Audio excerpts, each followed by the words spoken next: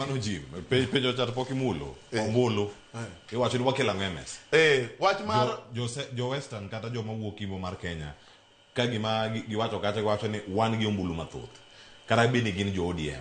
Walose gin jo ODM ma Kaluo koro. Bende ginya bedo gi confidence machopo kama winjo ka jo Kalose go Kisero Kakamega. Problem mantiere ni nyaka ing'e gimoro in politics. Nitie gimiluongo ni swing vote.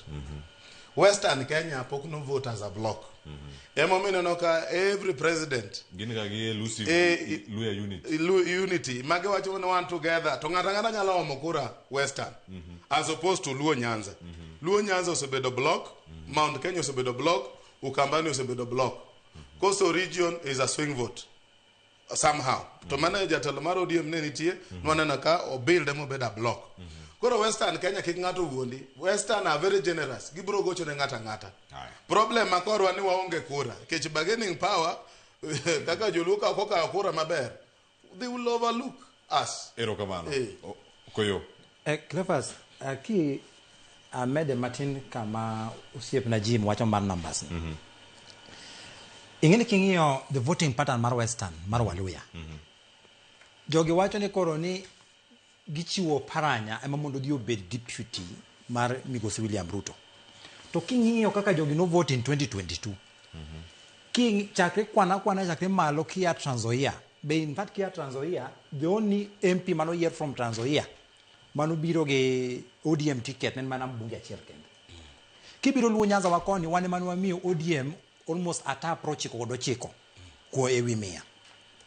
Kibi Kakamega kama koro Paranya wuoke MCS ma ODM tire godo gin apani 22 ei kumji prauchiel MCS prauchiel ni kai to kori wacho ni niya ni ng'at mane 2022 no kuchung kata gi chama nyaka the last man mano ka okuch gi mano pogo mano teria e okapu machielo e masani kondo kori nyiso wania ni mondo koro wanyiedhi kaka koro deputy president marwa gima joduone ber kang'eyo sani onge kabila mora mabiro loso nu wuodu kata nyaru moro mondo odio gore nu mbele kata mondo odio bed gi teko e sirikal mabiro wan kaka Uganda sama ne jaduong Raila Amolo Odinga no senindo Migosi Raila Amolo Odinga no senindo nyaka ne korwa were gi yuarruok kata gi nyiego moko manono mineno ni ani ng'ane dhi loya seche gi eki loch mar piny Kenya kata loch mar Luo Nyanza eno biro ga gi juogi ng'ato chiwo ga chiwa ufinyite wacho ni ane jotend joduo sani ndi kore neno ka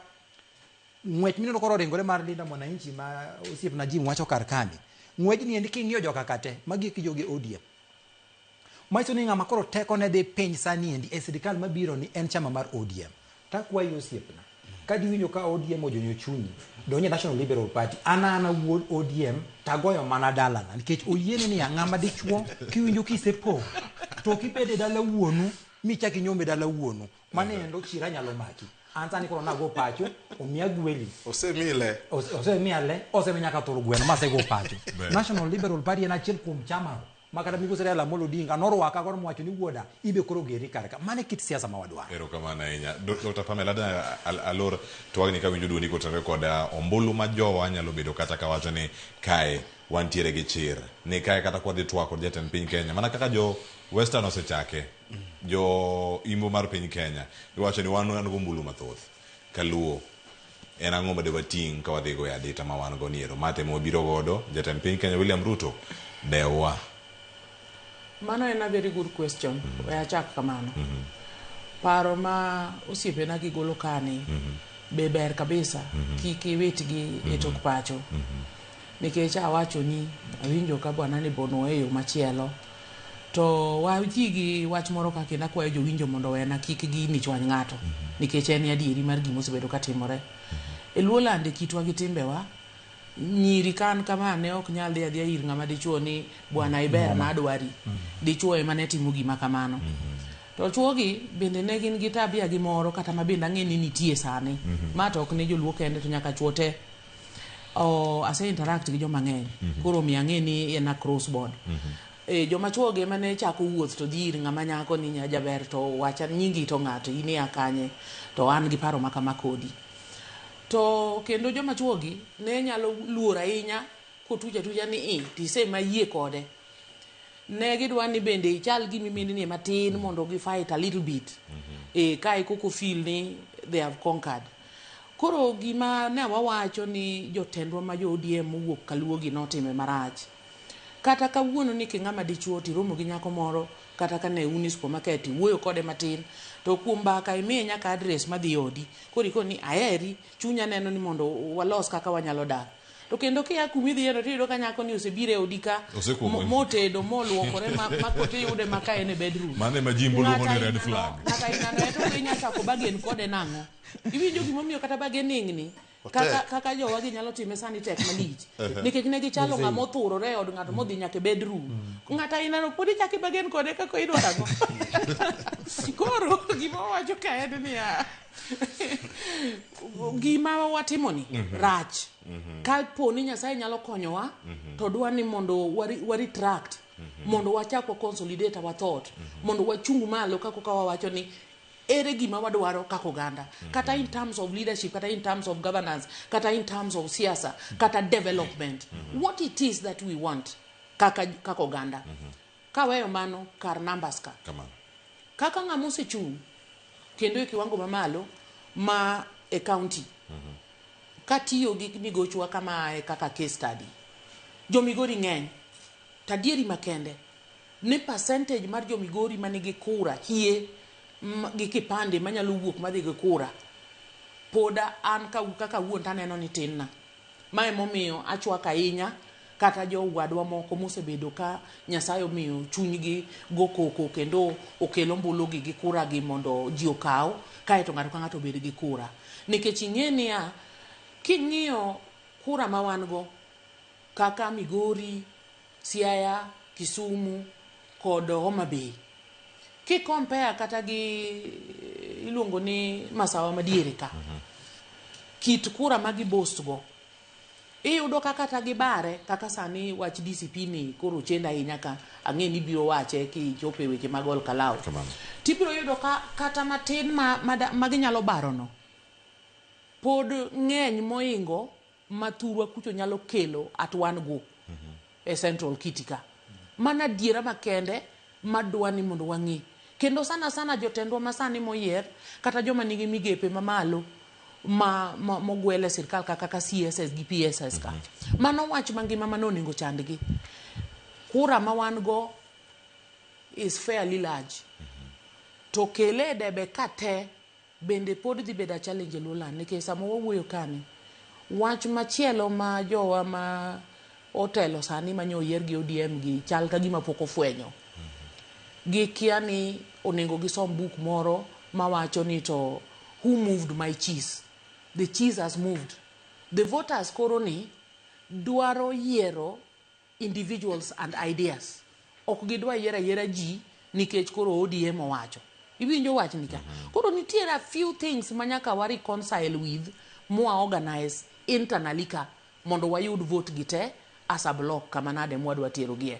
Koro mae momiyo akwayo jowa gi mos ni nyaka weche moko mineno sani gitimo king'iyo jotendwa mamalo gi ng'ato ka ng'ato ringo everywhere ni koka gigo arambe di mi empower go women kia empower go youth magi duto beyo to ne the voter masani kamoting'o young people maluongo ni Gen Z gi nyithindo gi are not all rebellious kaka wawacho gini nyithindo gi have got issues mane momiyo adwa mondo akel wach issue based politics ya nyithindo gi have issues which are affecting them and their main interest is who is willing to deal with kendo madwa konyowa mondo weche wagi unemployment momiyo koro jite bedo guns ni o weche mag kata yani midhiero momako nyithindo gi ere kata ka od bura mwaloso no kata ka en ODM kata ka en mane nyaka mar osiepna ni ere od bura mokea ni wan gi weche machal gi magi anaparo ni one vote waka poko giromo na kiwango madwaro gie koro jotendwa duto gibed jo ODM gibed jo manade oningo make sure ni nyithindwa gi mondwa gi jodongwa te manyalo vote o vote kae to namba no ka wase ng'eye mwang'eyo ni ma ai volume ma wan go koro to kata kane wachiedho wuodwa moro kata kwa yedho nyarwa moro ni ine makoro itelonwa to mae gima wadwaro e sirkal ni mama be poko bedo defined kamano the general wananchi ok ong'eyo ni to jogi kaka giwuoyo mara ni kia an e jatelo mara ni an ema ikora ne 2032 adhi bedo president mara ng'ama chielo to idhi bedo idwaro ang'o ma koro wamanye gini ma is not clear to the general voters ka erokamano ka pod antie mana iri kanyo kato bang'a winya ne sigana ma Ol Kalou mantiere karka e jatelo noseyieri kate kaunti mano ma Migori kapod nigi ageta mar yudo koma chielo bende kaunti ma Migori kaka jatelo itimo ang'o mondo mi bug aditani mano mar ombulu nikech jotelo sani jotelo yawo caravan konde mopogore opogore waneno ga Lego Usonga waneno gi Rongo waneno gi Suna West waneno gi Suna East jotelo yawo caravan ma ndiko jogo ombulu en lombo oganda koso en gimoro ma utimo mar mondo mi japiny otim yiero makare piny oyie ka sani doke sani an pok agolo caravan ji osewuok oko mar mondo mi ondikre ka isirogi kata ilombogi mondo giwuogi pok ineno caravan na e gigo to caravan na aluongo ni akete gimiluongo ni Jesus model of evangelism from the 12 door to door person to person nyithindwa ma ugo mbaka kani be un gi kura to ng'a e dieru ka ma pok okawo kipande to ng'a ma pok ondikore kura to jo un ma un Nairobi ni to chutho ugocho kanye kura uni Nairobi kucha koso kura uni dala to kani tie kaka kura uni dala to ere mpango ma un go ma ko gik sakura cha to biro yudo ni undala ma e gima timo or it may not be big into the extent of the caravan but I believe it is the best caravan nikech by the end of the day koro ang'eyo statistics kata any youth group maromogo nitie kaka kura aride maka ionge kura nigi kipande to kama romi gi jino to kendo kibidonje nikech ng'ato bo penji kata ni ang'eni to ija kanisa in gi yie mari motegno ng'ato bo penji ni josiasa wetegi ma unugo e pawno koni kanyo kata mondiko yo bokoni kani josiasa unuwegi unumwacho ni siasa ok en kanisa siasa ok en kanisa gwere to dhi sama gigwere to gimanyo kura to gino mana kaka gidhi kode approach mikawno pod nyalo mana chopo kare kama jomoko bende it is the best caravan nikech mar ringa ndaracha to sama ringa ndara to jok miwuoyo go ka gi joma miel ka gi sekawo kura te ka jok ma wenda wachi ni kar caravan kamo inyago caravan gi neno locho maduong' cha ober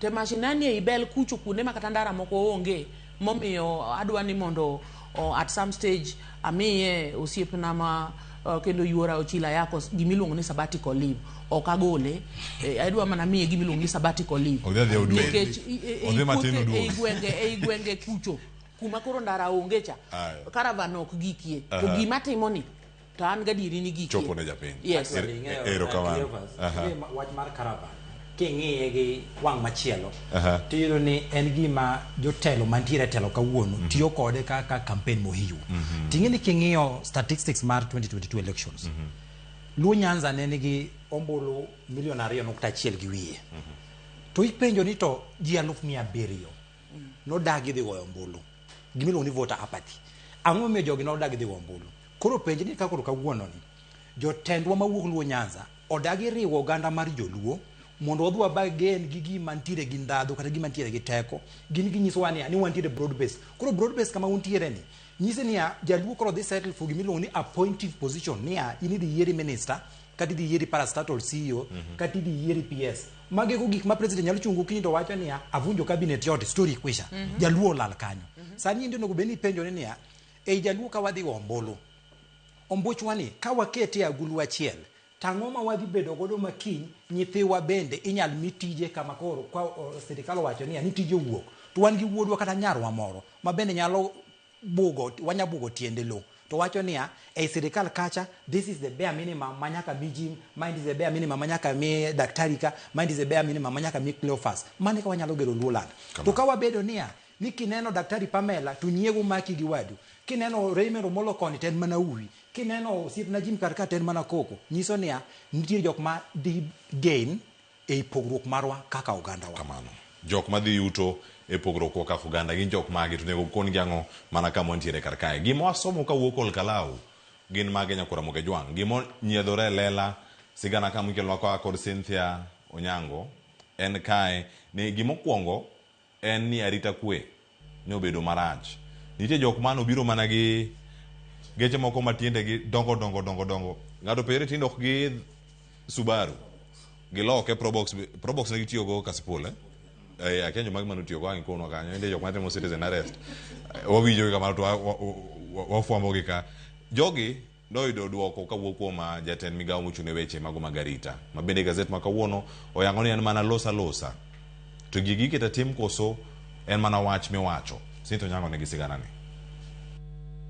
manenore kamanyo resruok e odundu malewe chunya ora jatend migawo mar arita Kipchumba Murkomen olieko ni obila mago kwach kich sani timo nonro mar yango tungni e yore magarita manyo neno Ol Kalou e kinde yiero madundo matich ang'wen juma mokalo. Ma bang' tipo moko nyiso jok moko moumo wengegi sungo bunde wang jopiny kendo bayo iro malungo wang aching ma okode wang jopiny kata obila ka gitiyo kod nyamburko kido mar Land Cruiser Prado. Murkomen koro singo ni obila mago kwach kich timo nonro mar yango kit ketho ma jogo nyo timo. DCI wa taifa la Kenya, Director of Criminal Investigations, tayari amefungua faili ya uchunguzi kujua kwamba ni watu hawa ni wagani, walifanya makosa gani na waliumiza watu gani na kwa nini walikuwa pale ili wachukuliwe hatua ya sheria. Olero ni bang' tieko timo nonro obila mago kwach kich bende dhi chwalo lipot mar nonro magi ne apis jomin buche pachoka ODPP mar yango makobura ponono tudgi kod ketho moro amora mar chik ka bende okwayo jopiny mani kod neno mondo chwal lipot tesendo obila machiegni kodgi. Mwisho watakapomaliza ule DPP atapelekewa file na hawa watachukuliwa hatua ya kisheria. Mimi nataka kuwaomba Wakenya kuliko tu kusema kwa mdomo, mtu yoyote mwenye ako na habari aende kwa DCI office karibu apeane habari hiyo. Mtu mwenye ameumizwa, Mungu anajua mtu mwenye ameumizwa, apeleke habari hiyo kwa DCI office ili kuhakikisha kwamba wale walifanya makosa yoyote wakiwa kitengo cha polisi ama ni wananchi wa kawaida wachukuliwe hatua ya kisheria. Okwedo weche manyo jatend DCP Rigathi Gachagua wacho iwi mine 68 manyo lieko ni obambi e kind yierono kod obila kendo nyise ni ponono en kod neno to chwal lipot ne obila. Tuwache mambo ya kuongea kwa mdomo. Ule bwana alikuwa anaongea mambo ya ati wamama walibakwa 68. Sasa tuwache jameni mambo ya mdomo. Tupeleke kwa DCI, we record all those statements, tupelekee wao wakora kama wapo katika hatua ya kisheria. Kuom thuolo malach tipo mag jok moko manenore ka obila matiyo kod kit nyamburko moyiedhi e kinde ng'anyo koting'o bunde kendo umo wengegi osebedo ka nenore nyadinwoya kendo kelo penjo mathoth e yore ma sirikal tiyogo e tayo chenro magarita. E yiero ma Ol Kalou, ji matiyo kod nyamburko kido machalre moumo wengegi rwako lep raia kendo bayo iro malungo wang aching'e wang jopiny kod obila nokelo penjo ponono mano e yo ma sirikal oyiero tiyogo e tayo arita. Okang' makoro kelo peke yango ponono gino obila, jonjore mokodi kata jonjore makao thuolo margi giwegi e njawarita e kinde rombe mag jopiny.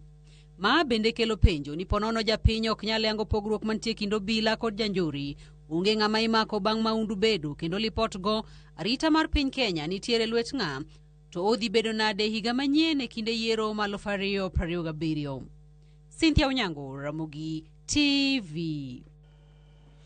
Kaka ja Kenya Jim Okoth Chago kodi picha mineno ka timore Ol Kalou wapuonjre ang'o kawuok kanyo e yiero maduong' madhi biro higa manyien kesani Nyasaye kotelonwa kendo wachopo higa manyien onge yiero madundo madhi bedo diere ka wadong' mana yiero achiel maneno mbele ka mabiro ni odhi chalo nade wapuonjre ang'o kawuok kacha to sirkal masiko wacho ni nonro wadhi chako en gima nochako wachi higa mokalo higni mokalo osebedi kiwache en mana singo pile ka onogo wacho ni statement ma ka police kata ma ministry e mana gicha machalo template igola kata wacho ni watu watimo nonro ng'ama wakwedo gi ukang' mamalo mager ahinya gigo onego bene timre en ang'o ma wapuonjre ahinya kawuok e yiero maneno Ol Kalou. Mokwongo Cleo, nyaka wago erokamano ne police, National Police Service. Kata kipengo nwapengo police to yiero mar Ol Kalou nodhi mobedo gi kwe despite ni nitiere pogruok ji nogore mopogore to nyaka wami credit National Police Service nikech ji noyiero maber ma yiero rumo makata saa yiero cha ok wawinjo ka ji ohinyore. Weche ma Rigathi Gachagua wacho mar 68 women, but they are not verified, they are allegations. To gima koro Murkomen, problem aneno go Murkomen en achiel ni Rigathi Gachagua osedhire mogik kama koro en defensive, ok en minister mar interior, nikech kaka owuoyo ochalo ng'ama pressure oseheo. Rigathi Gachagua mokwongo nyaka kawne hatua ya kisheria. Gimomiyo awacho kamano, nitiere hate speech mwawinjo kowacho, kendo ka en kor gi kocha to owuoyo kagima en gi numbers.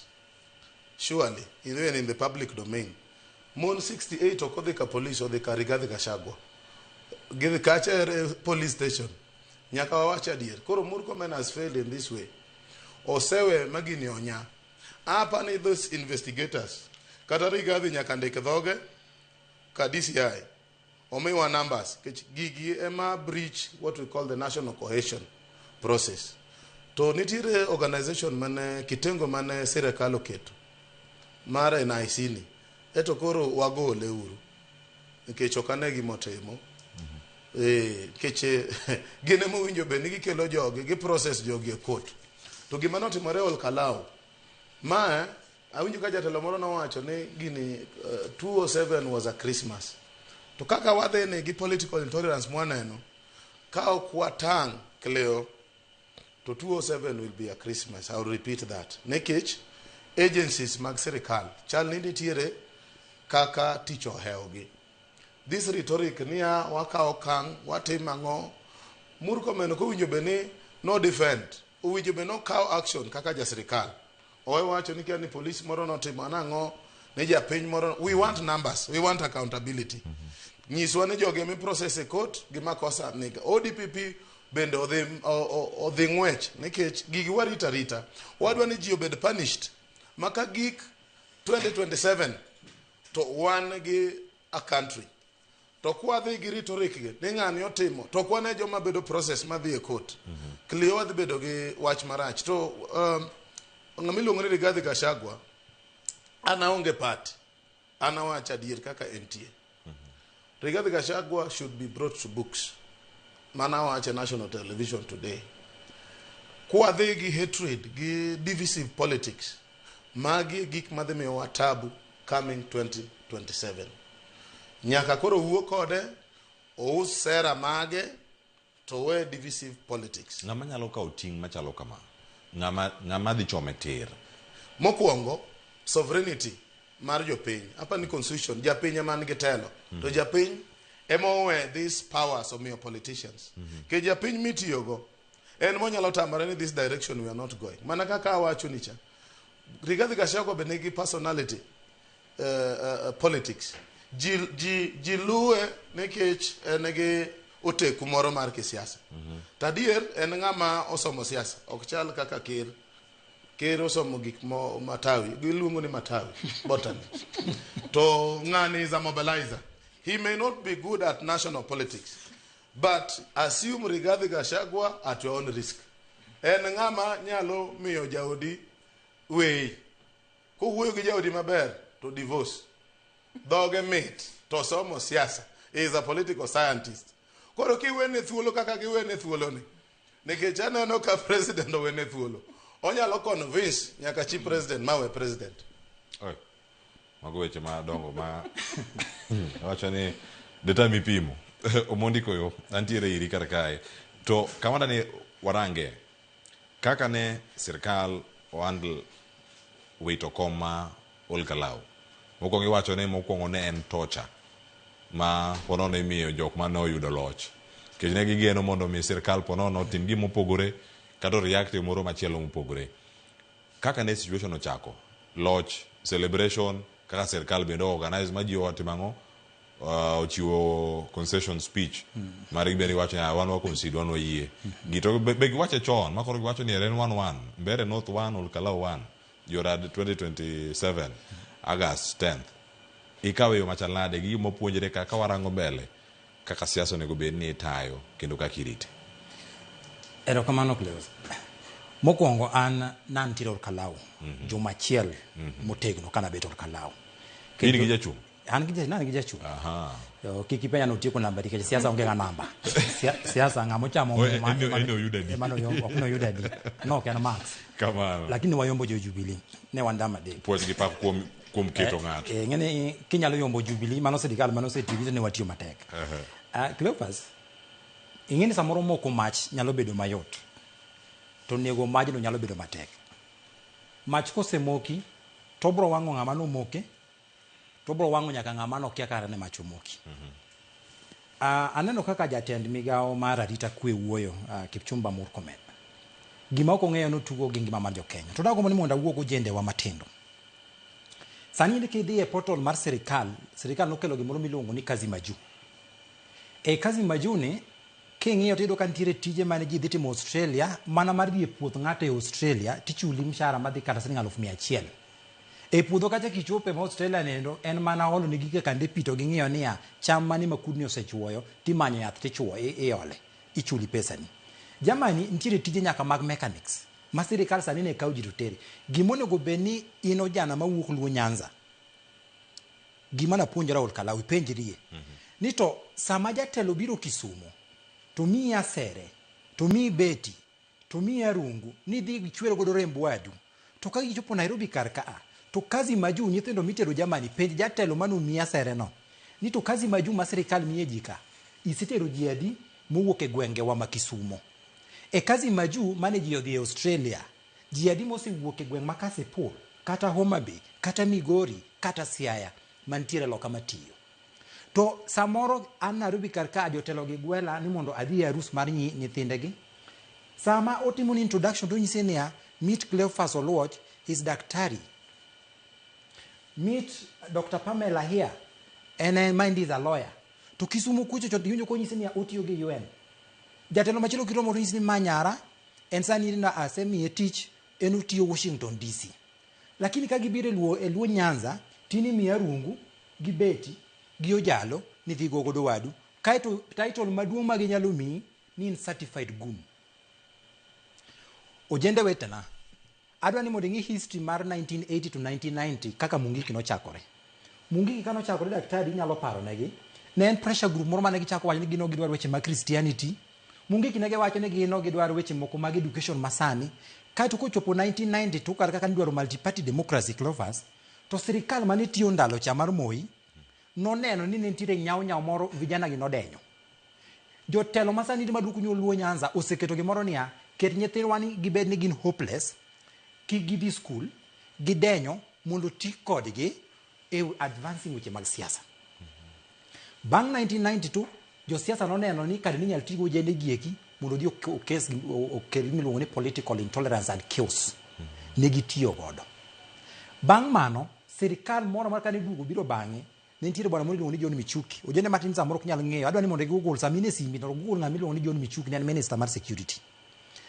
Ojana matin gima nyaka ing'e kawuono ka ng'ato nyalo tiyo kodi ni mondo dhi go Cleophas weche mag siasa. Ng'ama tiyo kodi no oseng'e maber ni you are very dangerous. Kiny kosetieko tiyo kodi to in modhi negi. King'amo kijana matin ma Luo Nyanza gima dwa ni mondo ing'e ni sirikal wiyo kuwilga gi ng'ama tin ng'ama jamaundu. Sirikal mora mora akwayo king'e nyathi mora mora miluongo ni gun kata obed yuori obed chuori obed nyari kik iloso osiep gi ng'ata ina. Kisani ni sirikal timo gimiluongo ni listing sirikal kawo nonro margi.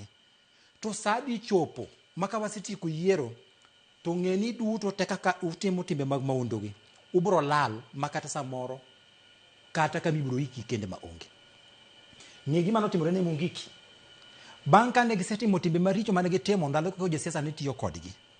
Bang' mane endo koro sirikal manodonje loch nowacho niya nen operation Fagia Mungiki noywegi duto te. Kane in idak gi Mungiki kaka sani in wuoyi matin kata nyako matin kidak gi ng'ama iluongo ni gun ni nichiew gokinyi ni Homa Bay kanyendo ni kod ting'o luth. Lan kana chung Kasipul ne en wach mar wichkuot. Deputy President mar Republic of Kenya obiro Kasipul e women empowerment ma daktari wacho kae to ni iyude ndara ni ojende wa matiso chunge ludhe ni gidwa goyo jok moko mago pen opponents mamoko. Gima nyaka ing'e ni kang' wach ni oserumo ni jogi osetiyo kodi, to sirikal biro luwo achiel kachiel. Tadwa ni mondo apani ni jumbe 3 mokadho kapok apani 3 kata 4 Migosi William Ruto nochiwo chik ni mondo tiek weche mag guns gi. Gima nyaka ing'e ki ng'ama wuoyi matin, kineno ka president wuoye wach moro, ng'eni wachno nigi pek. To president ok bi yie gik moko mineno kaka Rigathi Gachagua ne wacho nyoro niya ni joket mwandu kik bi e Kenya ka, tourist kik bi e Kenya ka. Mago weche mapek ma president ok nyal yie. Ok obi yie ni guni ni chiewo gokinyi ni chiewo Nyalenda to ni kodi duong' ni dwa kawo beti ni dhi kelo insecurity mondo wazungu kik bi Kisumo. Ni winjo ka Nyong'o bende noywak ni ochandore komanyo joket mwandu mondo bi Kisumo, to ini chiewo gokinyi ni dhi tong'o wadu e kanisa. Osiepega wawachnie, ik buri chon king'e maber ni in gun. Ng'ama kawuono haya ini ema kiny biro tieki. To kata ka ng'ani ok otieki to sirikal ok bi weyi. Mar ariyo, ne jonyuol nyithindo gi wadago de uti. King'e maber ni nyathini timo tich mar gun, wuogi nyathini chon omany tich monyalo timo. Sani ndigi wacho ni we are jobless. Nyithindo mang'eny sana ma jobless e Kenya karka. Ang'o miyo guns ni en mana rampant kata onya mane e thucho mag Nyanza. Ang'o miyo guns ni kidhi kata Nandi karka to onge. Ang'o miyo guns ni kane dhi kata Manol Kalau karka, by the way nyithindo ma Manol Kalau go gin guns. Anantire kanyo. Nyiso ni jotelo mag areas gi oseng'eyo maber niya kidwa tieko kar ng'ato to ket nyithindo gi kitimbe mag maundu tibro negi kata koro kiny bro yudo ni luwo Nyanza population marwa bro dhi piny. Nikech nyithindwa machuo gi ibro negi gi kata monde gi kibro dong' mang'e. Cleophas wanyise wach mar Ol Kalau. Gima napuonjora. Ni jo gandawa, jo Central Kenya ng'eyo mit mar goyo ombulu. An kana chiwo sa 11 okinyi tayudo ka polling station opong' girito mondo yaw gate. Tapenyo tang'o me jogi ok donjo ginyisa niya jok mineno kar ka gi by sa 12 nosego ombulu manosetieko. To kane police oprovoke gi guns mineno gi, kech ananeno guns gi kata sama ne giwuok e hotel giumo wenge gi. Kane giumo wenge gi to gichako goyo tear gas malo ka gigoyo nyaka wananchi. Kendo achiwo ote mara mar lit kod kuyo ne anyuola mane owito wuoyi mane gigoyo bunde cha mane owito ngimane. Kane police ogoyo nyithindo gi kirangach kama ne goyo ombulu, ne ginyiso police niya wan ok wadhi bayo gi kidi, be ok wadhi bayo tear gas, tubro nego wa gate ka. Gima ne gitimo, ne gichung' e gate kanyo jok mane osego ombulu, to jok moko pondiere kor gwenge sombo jok moko mondo bi ogo ombulu. Debe ni mano luwo Nyanza wadwa, to vijende wado ka okidi bago police. To jogi nosebedo mariek, ne ging'e ni police dwa ni mondo okegi mondo ombulu kik go. Gine giwacho ni police ok bi kewa, be ok wadhi gode gi police, gine ma gidhi nego wa gate ka. Adieri no gibare gi police. Be no gibare gi guns go. Guns go no bayo gi tear gas, guns go no bage bunde, lakini gin ne gikaw kar chung' margi ma gibete dho gate kato giluoro compound no te. Ka giwacho niya onge ng'ata madonjo ka. To kata police kane dwa biro gi gari e Cleophas, ne ginyiso police niya onge gari madonjo e polling station. Polling station en kar goyo ombulu. To kendo bang' mano kane gitieko, for the first time wadwa daktari, na puonjora gimoro ni kare vijana ka inyalo we ni samoro ni ogiriek, joka kariek. Gin thurwa yudo ni ng'ato komisi ni 200 to loko pachi ni dhi gochne ng'at machielo. To gin ne giwacho niya $200 ok dhi timo na gimoro bang' yiero. Omiyo gin ne giwacho niya pesa mikelo to wabro kawo, lakini ombulu to wadhi goyo ne jago mwang'e ni nyalo loko kit dak marwa kata policy maber manyamiyowa environment mar ohala. Erokamano ahinya Mondiko yo. En gik mathoth ahinya misomo kendo ilerogi e yo makare. En sa 5:30 adana kaw yueyo matin gi sani. Tanga duogo iri daktari mar mondo mi ikonwa isebedo kiluwo yiero ni kendo isebedo ka ineno gi e wang' jowi, isewinje redio, isenene mbui, yore mopogore opogore. En ang'o ma wasomo weche mangima ahinya Mondiko yo mabende ilero kar kae. An waduogo ka mondo mwalos koda owetewa mabende oseyudo sani gun gimo Mondiko yo wacho ka en gun moneno ka gun tiere central, gun ma central nigi tear gas. Wacho ni gun ma central banya ka bunde, gun ma Kisumu to chal nade. To gun gi osewach ka ni moko itimo nonro ka irango ne gin obila koso gin jok mage. Moko bende iseyo ni moko nyalo bedo ni okel kod jatend duond bura machielo ma bende nitiere mochungo ng'ate Ol Kalau. Wakaw yueyo ni nyakwara mo ka duogo mathoth pod ni kae. Wapuonjira ne kaka wanyalo rito pinywa, kaka wanyalo dongo gwengewa e chama mar siasa. Kawono ka warango puonj ma wago Ol Kalau kane luwe yiero manotim juma mokalo. Kik idhi mabor.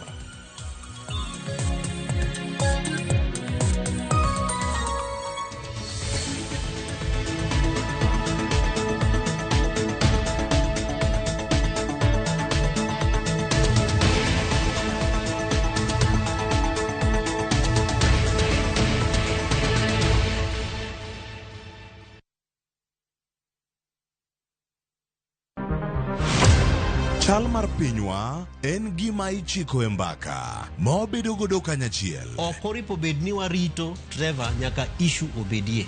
Nikech leadership is not just felt in a crisis. Chakre wach yuto nyaka somo, wach telo nyaka ngima mapile. Jopiny dwaro ni omiye strategy kaka ng'ani dok dala. Owe ponde toka gwam. Penjo madongo dwaro duoko makare. Wachiwo duol maduong' ahinya. Jotelo, jotim nonro kod jogo matemo kelo lokruok. Kitwa mokwongo number 1 en ng'iyo kaka warito kendo wakonyo jopiny. Omiyo ka joka dhi marach to nyaka koro wanyisgi. Dwarore ni wang'e, wapenjre penjo kendo wayud duoko.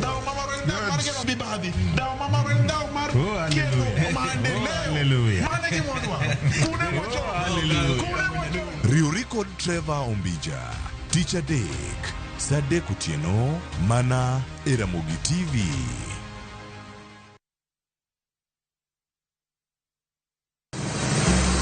Be isepenjori e sigendni mayudore kuonde ma waluongo ni pachowa? Kapuonjani nobiro nikech gwenyruok e kind owete. Riuri kodwa mondo wanon sigendni mabeyo mag kuonde ma wadakie.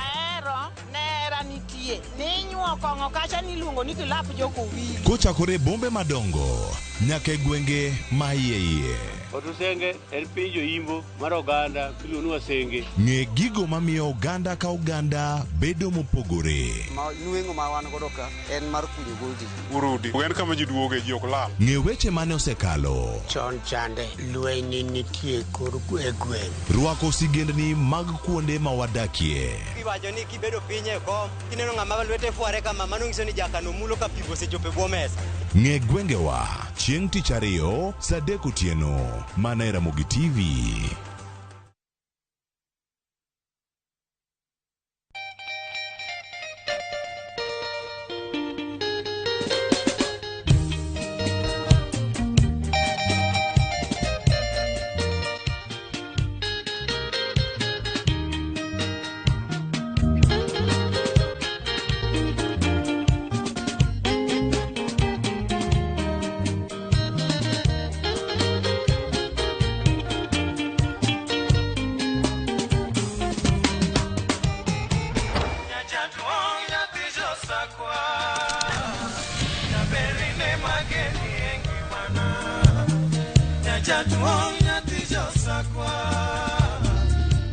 Radio Ramogi, Cartoon Jaluo.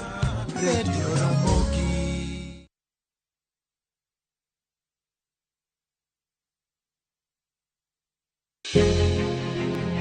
Loch gwenge en hawi ber koso richo. Gin mage manego bed ni gitimo to gin mage mopuonjore gitim. Chieng' Tich Ariyo juma ka juma wapenjo mabeyo, wanono maricho kod mago magwen kuro. Chakre saa 4 mar okinyi nyaka saa 7 mar odiochieng'. Wapedhe kaka en kendo watiele kako biro nikech duond jopiny nitiere kod teko. Wapenjo ni sama gidhi tich woko be giyudo pesa donge gigero go pinygi.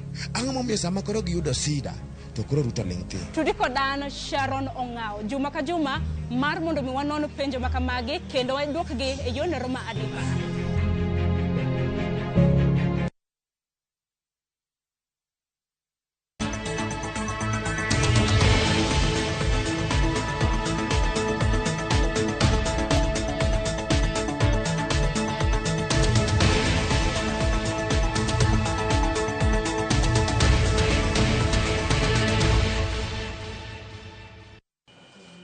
Nyakoromo gi jong machiegni kendo e chenro ni mara mbakoromo chal mar Kenya. Warango kaka piny Kenya ringo gigo ma wasomo kawuok e yiero no ma dundo ma obagi e kachung' bura mano mar Olkalau.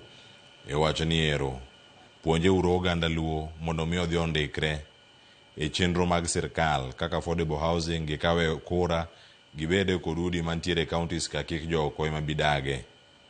Mosna Dr. Pamela, Jim kod Omondi e studio. Erokamano ahinya. Kioro ote kona nyingi mar mondo mi warange achiel kachiel. Oyawre Cleo mosna welo man e studio amora ahinya gi twak ahinya okinyi ma kawuono mbaka oromo. Gima dewa kwa jowa en ni kidak gi gun, wuo gi gun mari. Ng'ato ka ng'ato beda gi gunde piny. Gunde miluongo ni gunde. Aya. Ng'ato ng'ato bed gi gunde piny, olosi, ong'e ng'ama gun e ode. Moko bende onge oko. Nyithindo manyiri bende olokore gun. Aya. Nyinga Jim. Ka Rarieda. Jim. Yudo ng'ama chielo be nyinge Jim ka Rarieda. Luongo guns ni gunde. Ng'ato bende mar gun. Gun mang'eny. En gunde. To moro be nyabedo possessive. Gun mamara en gun. Kamano. Dr. Pamela, yiero ni seluwe. En ang'o ma isomo maduong' ahinya mawuok Olkalau mwanyalo rango go yiero maduong' mabiro gi kaka onego bed ni watayo yiero. Ber mokelnu mondo mi olomb jopiny ogo ombulu. Ji weyo gigo duto to rango ng'ama nigi. Ok wang'e ka en paro maliw, ok wang'e nikech en duond bura ma dominant area no sani. To en ang'o mantiere kacha ma isomo maduong' ahinya kaka sirkal nyalo bedo gi thuolo mano mar bedo gi influence. To bende tok mano yiero nyaka tim to ganda nyaka ngima gi dhi mbele. Erokamano ahinya. Amor gi jal mawacho ni ng'ato ka ng'ato bed gi gunde, ng'ato da wacho ni gunde ne piny. Mondo giwinjre ane maber kaka gidwa riembo wach mar gunni to gi kama oterowa. Wach Olkalau ni nitie kaka napuonjora gik mathoth. Achiel kuomgi, aparo ni jo Kenya ma kawaida onego bed mamor nikech chikwa mar constitution wach maduong' motele wacho ni teko en mar jopiny. Koro jopiny gie kowinjore maber magi psych themselves giwegi magi ng'eyo gima gidwaro to nitie kaka ginyalo yudo gima gidwaro no matter what. Apa ni mano to me a positive lesson moro ma jopiny onego bed go mamor. Gimomiyo awuoyo kamano en ni sama wayiero joute mag bura gi, wayiero representatives mag jopiny, ok wayiero representatives mag sirkal per se. Koro an aneno ni jo Olkalau nyo chalo gimo iwinjore e paro achiel ma ging'eyo gima nyo gidwa yiero kaeto giwuok to gitimo yiero no. To wach kendo ma abenda morgo madwa ni mondo ashare as a lesson sana sana go jendewa matindo. Nyaka nyocha weche moko mag Gen Z movement chakre e Kenya ka. An asebedo ka atimo campaign moro maling'ling kuom jo Gen Z gi ka wacho negi niya, weuru expose yourselves mondo bundi ogou kendo negu e ndara. Iwinjo? To nitiere opportunities mamoko aina manyo waneno Olkalau ni ka wawakore kaka joma tindo mabenda ng'eyo ni gin joma ng'eny kata yiero mwadhi e 2027 ni majority mar joma yiero gi madhi yiero gin joma tindo. To joma tindo gi kowuok modhi ogo ombulu ni gikwe kaka nyo osiepna ni osewacho na dieri kanyo gik moko dhi nyime sama nyo kura igoyo kwe nyo nitie Olkalau. Koro ji nyo dhi adhiya to ng'ato yiero yiera kaka odwaro dhi adhiya. Kaso ka gise yiero to gi make sure ni girito kurago ma kurago kwan kaka no yiergi. Mano nyalo miyo jopiny gima nade mane gidwaro. Mi kata kaka kura kele dala. Nyanza waka na winjo kosiepna ni otalo at some stage. Ni kawadhi yiero to wasebedo gi ywagruok ni seche moko imiyowa ichunowa gi jotelo mane ok wadwar. Kaeto ma miyo ji bedo gi voter apathy, kaeto koro ji ng'anyo wedhi yiero. Koro an adwa nang'is jothurwa ni kik ung'anyo wedhi yiero. Dhiuru adhiya uyier to gima mondo utim ni tok yiero ka to ang' nu beda machiegni kendo make sure ni kura mane igoyo cha okwane kaka nigoye ok mopogore gi mano. Apa ni mano lesson maduong' malan kaka jadwaro kata jal ma bende yiero nikech abe kata obedo nadwaro kom to donge aba yiero jomoko e kombe mamoko. Koro weche moko mag ni ka an agent mar Cleo to nikech Cleo ne ok omiya gima chamo kaendi koro an aseweyo awuok adhi nikech ne ok omiya gimoro.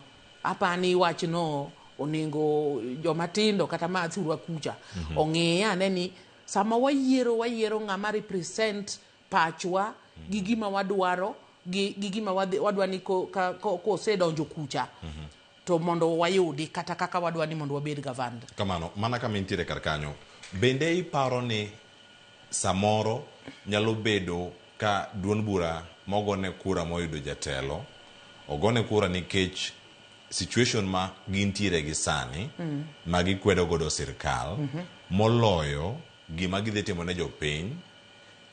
Agenda ma sirkal nitiere godo ponono ne ber tipinge gi sani to be irange gi paro machielo bende madebed ni gima timore sani Mount Kenya madeponi ng'ani oyier kata ka diponi onge agenda moro malong'o en mana madhir agenda ma duond bura ma intiere godo kar ma jatende mantie paro mangima e Kenya ka king'iyo past history ibo yudo ka seche mang'eny ji yiero nikech mane mrengo ma sani wadwa tero kata kaka koro wach mar gorruok gi sirkal ni ne nyala ywayo ji mondo gine ni gitero ng'ama ok dhi chako bedo a yes man whatsapp ni mane paro ma chando jo Kenya masani to bende siasa ka wasewacho kata jo siasa gogo ng'eyo ni siasa is local. Koro seche moko local wave manie ground kacha nyalo miyo koro ji nyalo wuok kaka mano. Koro mago duto are possibilities. Samoro ne giwuok nikech gidwaro ng'ama nyalo nikech wach pingo sirkal ni. To samoro bende ne giwuok nikech giparo ni jal mane giyiero ni ema nigi ideas ma represent their aspirations. Mano bende nitie. Mago duto will come clear. Nikech by the end of the day, gima jogi wacho sani kata gima winjo ka oganda matindo mawuoyo kuom gi ahinya ni wacho. Gidwaro ji manigi ideas manyalo resonate kata manyalo appear to solve their problems. Kora paro ni mago weche ma ok wanyal wito. To wach machielo mana lan kaendi mabende agombo ni jo Kenya mondo ong'e. Ing'eni wanie multi-party democracy. To mak mana ni seche matin kende to wiwa wilga nikech ji duto nyo ogolo ruedhigi nyako siepna ni wacho ni nyogolo rwadhe jo government matiyo be nyogolo rwadhe o DCP be nyogolo rwadhe gi parties mamoko nyaka Jubilee. Ta ang'o momiyo nyo ji para ni government ni ema ne nyaka carry the day. Ang'o momiyo ok wayie ni multi-party democracy ni bende wacho ni ng'ato ka ng'ato nigi equal chances mar yudo kom magimanyo no. Kora hata pani ma bende is another good hidden lesson here ma wacho ni okang' wanago mana kura nikech wago kura ne government matiyo kata ne party marang'o to that levelizing ni gima jopiny dwaro ema nyalo carry the day cha. An be pod anene kanyo. To mogik te wach gungi kotel negi gi jatendwa maduong' Murkomen. Gimonyiso wa malich ahinya ma is a very worrying statement for anybody whether you are in government or out of government.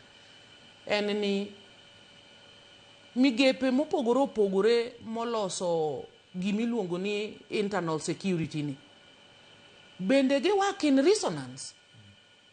Nitiere kaka jonisgi tich gi maduong' kan kaka wawinje kaka jopiny unless ni gin gi job description moro mopondo ma ok ginyisowa.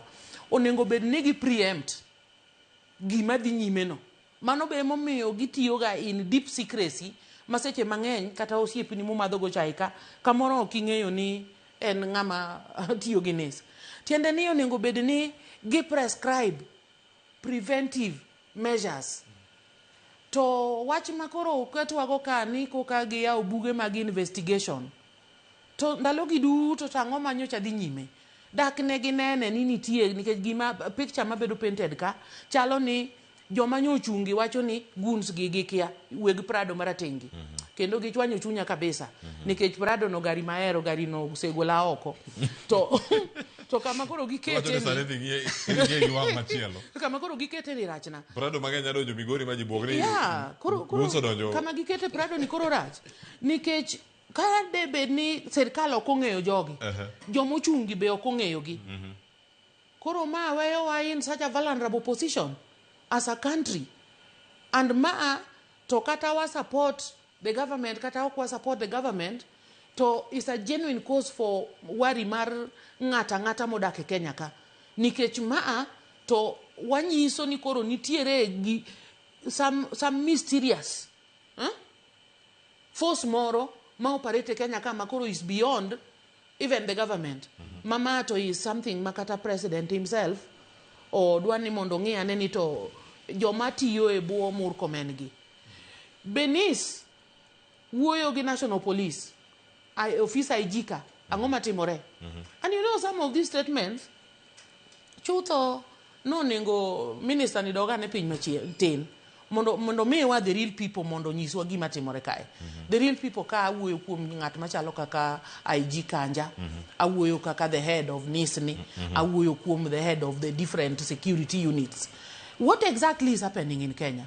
Koro ma a picture marach ma eto en lesson ma ji duto me Kenya bed ni gini nyochwakowa bed ni gini ne okochwakowa to nengo wawachi a categorical no. Daktari woni serikal kia jogi. Serikal kia jogi. To kiwinji kaka jatend gi wuoyo cha they want to purport ni gikiagi nikech dongi wacho ni koka gidwa investigate. Je moro mano timore Kisumu ne giwacho ni gi investigate o mak jok miluongo ni goons manogo senator ma Vihiga Kisumu. Emo wacho ni gini koro dwaro en worry anxiety ma koro nyaka nyithindo mapok onyuolo nego ben moluore Kenya ka. Nikech ka koro sirkal ma waparo ni through NIS onego bed ni nyalo ng'eyo gima dwa timore no kapok otimore. Koro onge kaka ginyalo wachonwa ni ok ging'e wachni. Inyalo miye Jesus Ministry Evangelical mi wacho cha approach yo machal nade jogi dwani kochakore gi jatendgi ni kae to wadhi e jotelo mag migepe ma koro the real people on the ground gi we kata PSS the head mar police ka jo NIS gi jo prosecution gi nitie kaka onengo ng'ato wuoye kodgi one by one mondo yudnwa ni to chutho ere kama kodhi ni gogigo nikech jogi koriwore kanyakla oningo be ni issues mag security ma Kenya ka nyaka mathinda aina ma luongo ni wach mathin ok en wach maduong' ni bedo a surprise to Kenyans ni kokikono wani investigation books koko yao even investigator ang'o weg prado madongo geche go nyaka number plate gi nyogi onge go magine ginyalo cheko mondo giyudie ni to gari ni to belong to ng'ato mato kichako tioro ni dongine no ka jogi dhi kodwa marach kichako miluongo ni wacho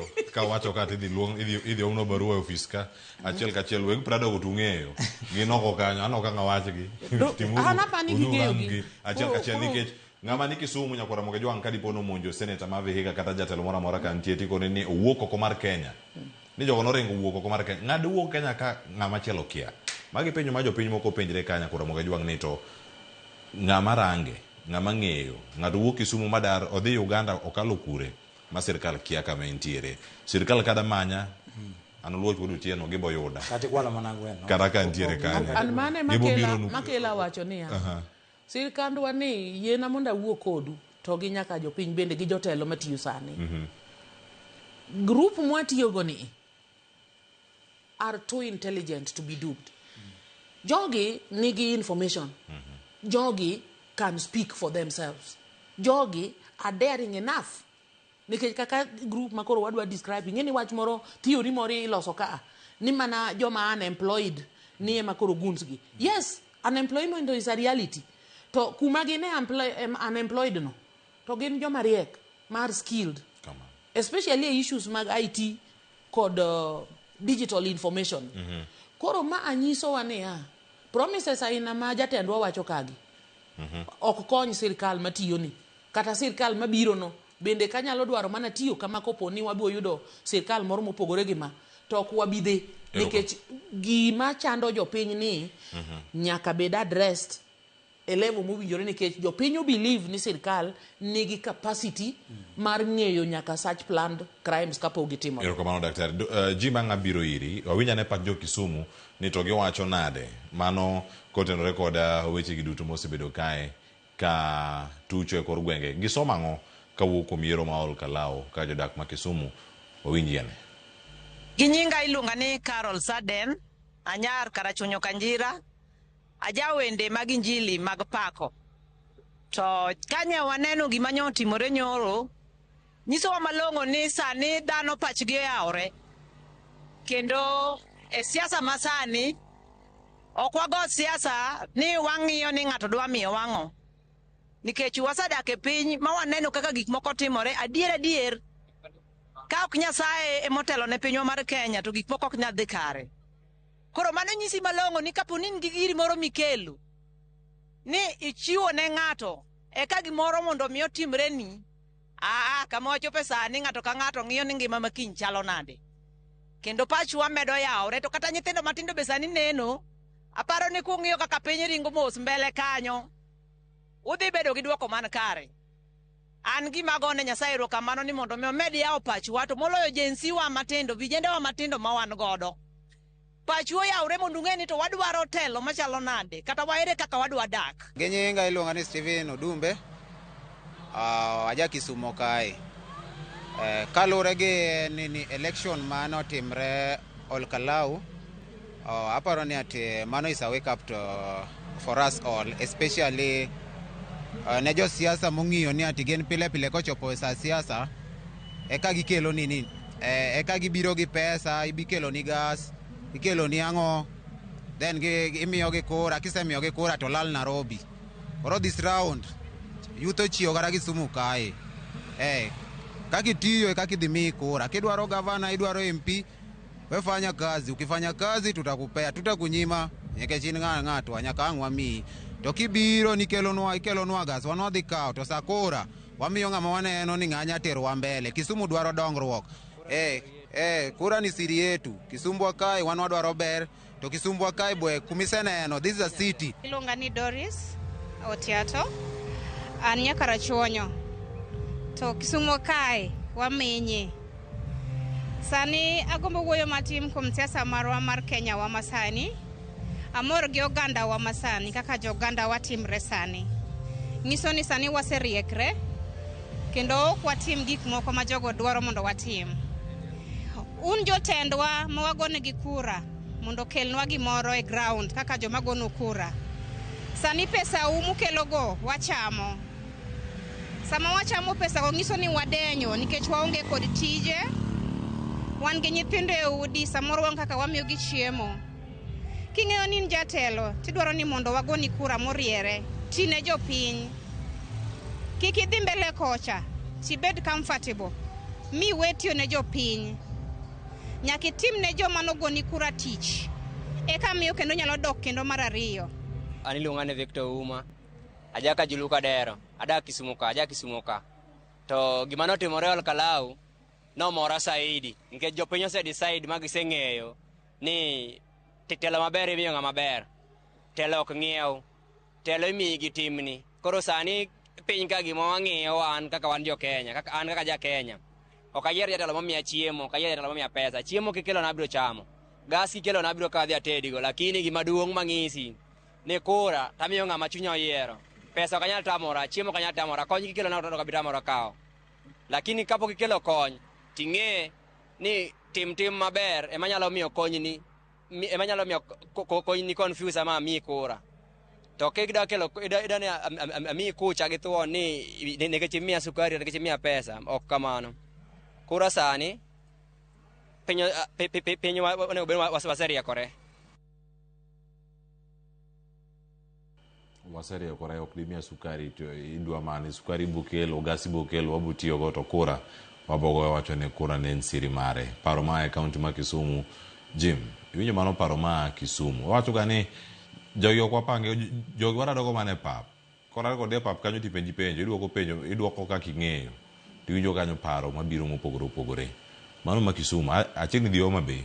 Mokwongo achak winjo pachi jodak ma Kisumu. Erokamano Cleo. Agombo mondo apogra e paro. Matin. Gima giwacho no chiegni gadier to kan adier. Aneno ka ji pako wacho Olkalau ni, to an ok adwa napake. Jigolo gima gisomo. Gima gisomo. Koro sombgi ne ntiere kama ene gi dosare. Cleo kaka wawuoyo sani. Pressure manie Mount Kenya and pressure ma DCP. So these people are in a revenge mission. And thou makapono ni in joka to watch in your room. Ki joka orwa to they survive. Ngama wundo jo Olkalau ni ngama yer cha dhi tiyo. mano mokwongo. Research wawacho ni nyaka obed gi empirical evidence. Daktari ong'eyo. An adwa statistics. Kech kaka wawuoyo sani. Kineno Wamatangi nyaka kawuono. Wamatangi pok oyiedhore ni odhi chung' gi party mane. Otiyo Kiambu. Kang'ata ne otiyo. Tineno ka ok odwa donje kikapu mar DCP. Oduogo Linda Mwananchi. Party dictatorship ok nyal miyowa jotich. Daktari suffered that. Nikech nitiere joma ne nigi party. Koro kata nowuoyo maber gi jopiny ne nigi sera. Ng'ama ne nyalo winje onge nikech there was a preferred candidate. To kata kipenje sani jok mane oyier gi ODM, kech ODM osebedo gi dictatorship for the longest time. Ni giwilo powers gi miyo party. Jopiny emaseyo. Weuru miyo party power. Une ma un gi power. Goluru power kuom party. Ubedgo kaka jopiny. Koro gima timore Olkalauno. Onge ng'ama nyalo convince ni ng'ama oyierno ni ng'ama ber. Ni jomoko chamo pes jomoko to giyiero ng'ani. This is a mixed reaction. Iyudo ka jogo nie revenge to jomoko wacho no yier ng'ama ber. Sani kaka wawuoyo Clio kwa wacho adier. Nitiere party ma survive Mount Kenya ka ok en DCP. I'm sure ni over 90% ma ka onge Kalinda Mwananchi ko interfere matin. Nikech nitiere kikapu mar Uhuru Bay, Mount Kenya. To Rigathi Gachagua they yudo over 90%. Jod bura MPs, MCS, to kata governors. Over 90%. Nikech enang'o joge nie revenge mission. Koro kwa nyalo wacho ni issues ki. Nwa wacho issues kata wacho mar party. Koro sani pogna e weche gi ni ne en party factor koso en issue based factor. Mane gima dwani mondo wachna. To gimoro wacho ni joko chiemo to okogo kura, I don't accept that. Gin gik moko ariyo manyaka wang'e. Ji nogo ne party kura koso ji ogone ne individual. Erokamano ahinya. Youth. Kamirange kaka koyo. Pat jodak ma Kisumu iwinjo kanyo achiel kachiel. Omi paro machal nade? Dipo ni en paro manyien madonjo magida neno kaka itimo siasa mopogre mane magisomo kawuok kuom yiero mane bende ne giluwo Olkalou. Mokwongo aneno ka jo Homa Bay mang'eny sana odak Kisumu. Den gombo mara ni county government maroma Homa Bay ube create job opportunities for our people. Mondo jo Kisumu bende wae obi e Homa Bay koni. Nikech koro wana ni immigrants ng'eny Kisumu maloyo. Giringo gibiro Nairobi. Giringo gidhi Kisumu. Wabe wadwani mondo waretain. Ineno kaka mine ma tiyo matek Kisumu gibi gitiye matek Homa Bay mondo wageru county marwa. Da gombo ni nyiso siepna ne matin Jim. An napenjo jo Olkalou ni to ang'o mugoyo kura mar madharau. Mane kaka napenjo ni. Ing'eni no ken ni UDA owito kata DCP oyudo. An gima no chanda nende maji. Na yudo gimoro. Ni jo Mount Kenya gin ok gi go kura mar voting in somebody. Gin they vote you out. Gigocho kalure niya it's an emotion. Yani en gimoro magikete chunygi. Ni ka giseng'ado wach ni okwadwari to kwadwari. Koro gimene no siepe wabendo sosomo mantiere Kisumu kata Luoland ni.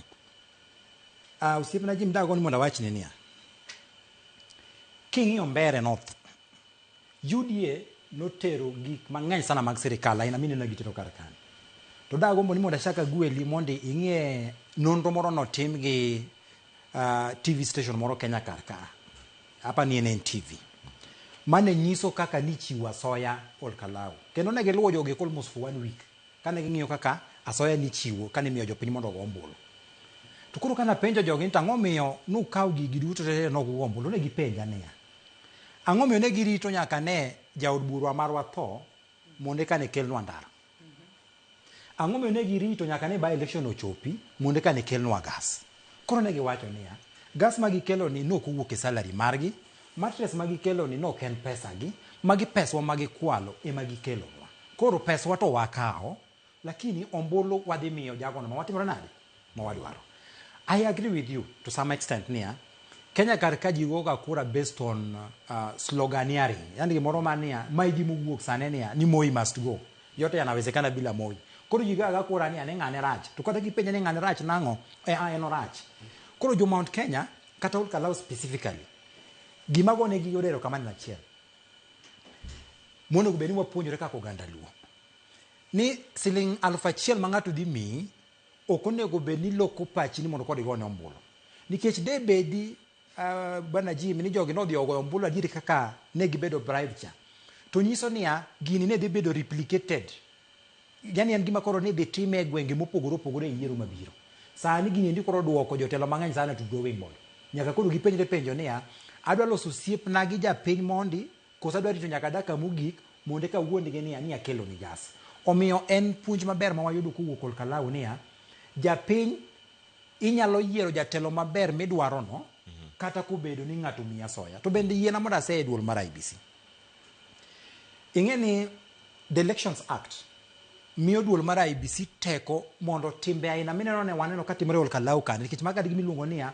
voter inducement and manipulation yani itemo tugo gi pach japiny mondo ne japiny one ni ng'ama ber nikech koro ikelo ne mattress duol mar IBC omi teko kichik mondo ng'ata ma dibed ni nyalo chako kelo gik moko mineno sani koro waneno ka jirengo godo ni women empowerment ni kia ni kelo mattress ikelo kia ni gas duol mar IBC oyiene gi kipend chik mondo jatelo aina nendo ng'ad oko weri gi weche moko mag fine mineno gigoyo ji moko makalongolongo gi kiseng'ado ng'ano oko to nyiso niya ka dibed ni daktari Pamela dwa timo tim aina no kiny to bwoko kata koro japiny dhi bedo gi paro moro mayom niya asewinjo sera mar Cleophas awinjo sera mar Jim aparo ni ma ndie sera madhi chung'ne pacha kaka dagombo ni mondo otaya e yiero mabiro koyo isebedo jachung' kata ka higa manyien pod idhi chung' kamano kanye ma inyalo bedo kiwacho ni gima chiwo oko ni achiwe to joma oko nene ka gimene voter bribery ing'eyo machal nade kaka jachung' mokwongo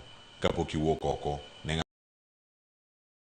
mattress ne school moro yo Nyalenda awinjo ni nyaka go Bunga un gi Nyawita yo Kasipul kamu Nyawita dwan Kisumu Obunga be ungo Obunga mapoko Obunga poko yudo koro kamurango gie kido e gweng' machalo kamano iwachi ng'ato okalo yo Dol Kodera idaterango sufria moko kada ida konyo gik moko motimore kata mokethre ing'e kiwango mane michope mondo mi kik beni donje voter bribery kamipenyo mar kiwango mar voter no kiwango mar mondo beni chopie mondo kik ineni kodi chope voter bribery ndire gemani obedo introduced a law hapa ne kama mheshimiwa was in parliament in 2017 niluongo ni Elections Campaign Financing Act moro yani ma wanyalo regulate ni to pesa di mondo bed ni osiepna Jim tiyo godo ko manyo godo kom sani ndi IBC se propose gin kendo giseluongo various stakeholders ni mondo wadwa lalre ni to pesa di mondo bed ni jasiasa tiyo godo kimanyo ko mar ker kata ko mar mjumbe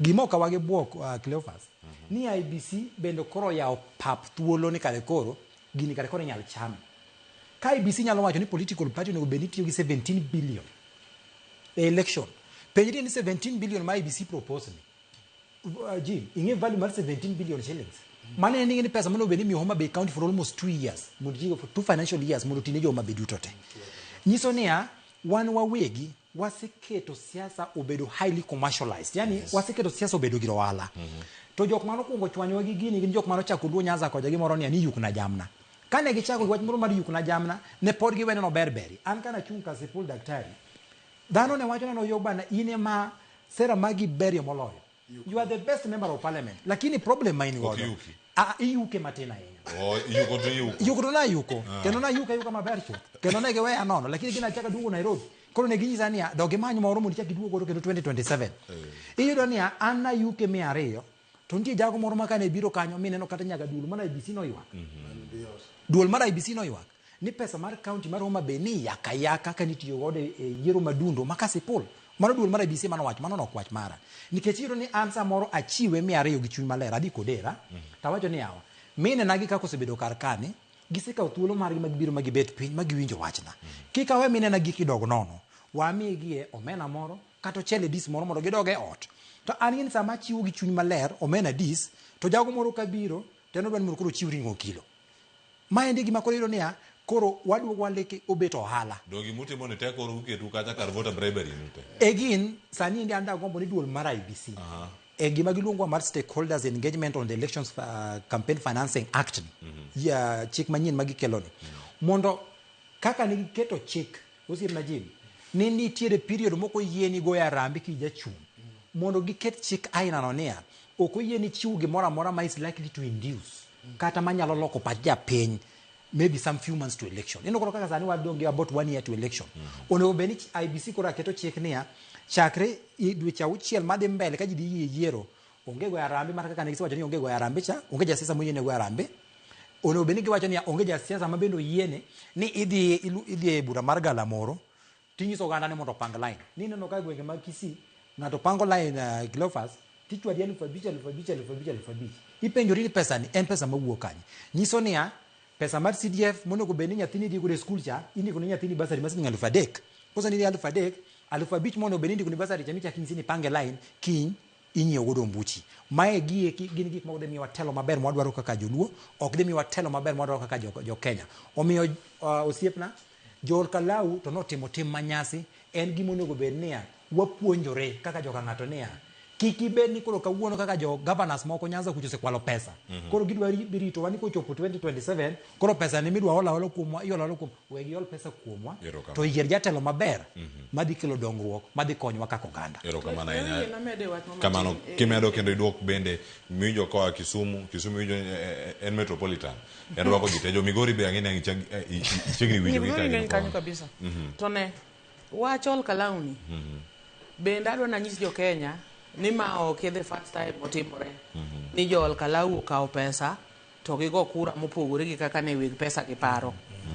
kwa dok chien kacha jo Kenya kendo kaka joganda na winja maber no yudo ji duto gi ochokore kanle manidwa no gol moicha ni mondo wuodwa ma Raila Amolo moseninde mano ningo be ne yiero president ndalo no ngilu gini no chokore mondo support gi ji mamoko nyaka Kibaki gini kae to luongo budho moro Kasarani ka to Kasarani kae mane president moyo chunge ka nene anto no kadhi to nang'iye gi TV nimeangalia Kenya yote nikaona hakuna mtu mwingine anaweza kulinda Kenya ila huyo kijana no to neno Uhuru Kenyatta te kindego tadieri makende ni it was amazing ni Moi ne nyalo settle no Uhuru Kenyatta mondo bed the leader manyalo riembo Kenya ka mae wach manomiyo baba bende dikech kana osewacho kamano to jo Mount Kenya gi no chako ywa chien e support mar baba ka koro baba ko realize gini baba notimango mae gima nomiyo baba ochungo to wacho ni Kibaki tosha nikech mana gima kata jo amisi e buge mar Politics of Betrayal ondike kacha ni mane okan mane lokruok bedo wacho no okawo political novice na manyien onge experience mora to chungo mako bade koro baba wacho ni Kibaki tosha koro inyo gima notimore to wacho ni Kibaki tosha no kaka ng'ama ne bende osiko ka otimo weche mag research ga gik makamago e Mount Kenya ka kochakore gi Thika Road ni ngeni ene yo maduong' mochomo jodiere gi tir negi ndiko gi kalam makwar madongo ni kula kwa KANU kura kwa Kibaki to mano is exactly what happened koro wach manyo jogo timo ni ok en wach manyien otenore kuom wach mawacho ni jogi samoro nyalo go kura ka gigolo gima ok gidwar to sama igolo gima ok idwar cha ting'eni koro ikelo gima idwaro koro mago be gin the same thing ma ok wanyalo wacho ni ok kawa wacho ni jogi nyo gi seto standard moro kani gima gidwaro cha ema gidhiro makato bed no rach ne jomoko kata ber negi to gima gidwaro no koro mai momiyo awacho ni kata wan bende kaka oganda aparo ni gima wasomo ni onego konywa nikech ne wabedo ka mondo wapenjre to wach ni wapuonjore ang'o nikech seche mang'eny wawacho wach moro kama very important e luo Nyanza kacha wasebedo gi voter apathy ni e yo marach sana koro jomoko kuni wan koro kwadhi go kura nikech no miwa ng'ama ok wadwar koro onego wapuonjre ni kare jogi onego dhi adhiya go kura mondo gigol gima ok gidwar cha tiende ni ng'ama ok gidwar no gi vote against them kae so gibiro rwako ng'ama ne gidwaro cha iwinjo wachno koro mae gima no puonjore to ka koro ikoela ni mondo idwa na duoka ngocha ni idwa ni mondo a comment kata mondo wangi kaka wach ni tero wanyime winjo kanyo county ma Kisumu kaka bende county ma Kisumu ka jok mowuoyo go te iwinjo ka anto apana amiyogi 99%. Nikech wach mamiyo kata mana gimipenjo bwana ni to ere kiwango ma ng'ato nyalo time gimoro or by way of just wanting to help kata philanthropy makoro ok nere ka bribing jokura ka. Wakele kama ineno offices temo yiere jogigi. Kochakore go office women rep, office governor, nyaka office MP ka, nyaka office president ma en executive makoro hotel ne gi gima waluongo ni national government ministers gi. Nitiere budget mimiyo gi higa ka higa right from the time moyier geno. Ageno ni joluo winja. Samo yier ng'ato ni thup kako donjo office no. To nitiere budget ma parliament ka puodho monego bed ni women rep cha onego bed ni timo gini gi pesa ni mondo o empower jopiny. CDF bende nitie gima onego bed ni timo. Budget madhi ne governor cha bende nitie gima onego bed ni timo. The only slot mosebedo ka onge gi a direct budget en senate ma tich gi maduong' en ni mondo gi oversight. Iwinjo gima timore e county government ka giriwore gi MCAs ka. Koro question momiyo gini bedo gi marach Cleo en niya Pamela nyo yier kaka jok ma kotiyo sani gi Lulan. Jogi nyocho yier to ya ajabu ni kwamba nikech nomiji direct ticketing cha. Jogi kata kipenjo gi gima pesa gini osebedo katimo all these years onge to kakoro gik the last minute sama ji ochomo yiero ni koka ji utucho garambe. You see koro this miyo ng'ato nyaka ne ni jogi ok dwa gerowa. Degi dwa gerowa to degi chako tiyo gi pesa gi kuomwa ka e higa mokwongo de wang'eyo ni nyithindo adi manomi basari kata sponsorship mondo dhi e school higa mar 2 higa mar 3 nyaka higa mar 4 to kata empowerment ni de wang'eyo ni to services me county ka ere youth groups kata women groups mano bedo contracted mondo ti gi 30% mar the total budget mar county cha. That way we empower these people without having to call for fundraisings. Iwinjo wach ni koro mae momiyo ana mor gi lesson no kendo jo Kenya te dwano med lesson kamano. Onge kaka ng'ato nyalo bukore ni rito nyaka dakika mogik koko to kae to sama nyo chien kane tango manyo dhi nyime. Omiyo amor gi that lesson kabisa kendo kik wawite. Bed ni jol kala unyotime yo maber, bed ni negitime nikech party, bed ni gitime nikech kaka ng'ato nyalo tiyo to be ng'at cha ok wanyal jaje nikech pok to tiyo. Koro dwano wariti ane mondi mondo wane gimo nyatimono. Kamano. Bas joluowa jok ma biro nwa gi pesa mabup makoka ng'ato tucho gi 10 million ni go nego mine arambe to mine gi bosebedo ka to kae to ka ndege noa to ndege boa gi pesa no te grube kata donge ground kacha makata pesa no poko migi magi weche mok mathindo thindo makonya ka wakwedi. Omiyo going forward to dwani mondo ung'e ane to un kaka oganda asenyiso uni ng'ama iyiero ni onego beno yiere iluongo gi ni representative member of parliament. They are representing that constituency. The constituency en un gi pachu gi dwarou e development ka. Daktari ada wuok adhi migo Homa Bay gi counties mamoko to gimi wacho kanyo gine timre gibiro gi pesa gichiwo to gia pesa miwacho no osewinjo mana yo Migori kucho. To in pok ineno gi? Gi ago an pok. Adoga ne kata sani adwa ni chak kama. Grube gi onge. Dia ne kamiluongo no ng'er. Ong'er ni Nyatike constituency. The first Arambe aina no nwaneno kochok mine moko ni grube 100 ma Arambe no chutho notele gi deputy president. Koro in mi jafwambo ni dote mane independent investigation aina mane itimo Kisumu cha mondo uyuda ni to be grube go se yudo pesa no notimiga mokalo dwe mar 6 kinde moro cho akiani en karang'o dwe mar 6 dwe mar 7 manyalo remember nyocho timore about a month or so ago Suna East negikala sori ka gidonjo watho ng'ayo ineno Suna East ka nyocho wanene Arambe moro mopugno malich machalo kamano dipenya ne jo Suna East go ni to grube mag mini adi kata miyo mane mose yudo 10 negi by the end of the day the total was 38 million dipeny nage ane nikech kade mano timre to kata kawuono ni de ok yudo message simba ka mawacho ni nyathina olewo ne school anyuola chokore go Arambe bi konyo 38 million ni koke Migori kata Suna West Suna East kende nikech Suna East dongo nego winje kama milion okale ok chal gi kama siling 100 okale wach mangema ka chaki dhi na nyoro nyo wan Suna West chaki dhi ane mondo follow up mondo ichak iyuda ni to arambe manyogo Migori kani. Eto ere grube mosebedo empowered go. Ma e fallacy mwatimo to bende momiyo development bedo elusive. Nikech all these funds by the end of the day onge ng'ama nyalo account for them. Erokamano. Yeah. Ang'eni waboyudo thuolo Jojuma. Pesa no ka jogo kodok kode kaka daktari wacho ni to gima gitimo iyudo ni ng'ama miyo owuok e tung mar Migori border kabiro kama function dibeti. Itiyo gi fare mari kata piko mari $400. Ichaki dok kendo ga piko $400. Pesa mimi ena 1,200. Nyiso ni koro pesa midong godo en kata $300. Koro ena gima iluongo ni utapeli gi conmanship.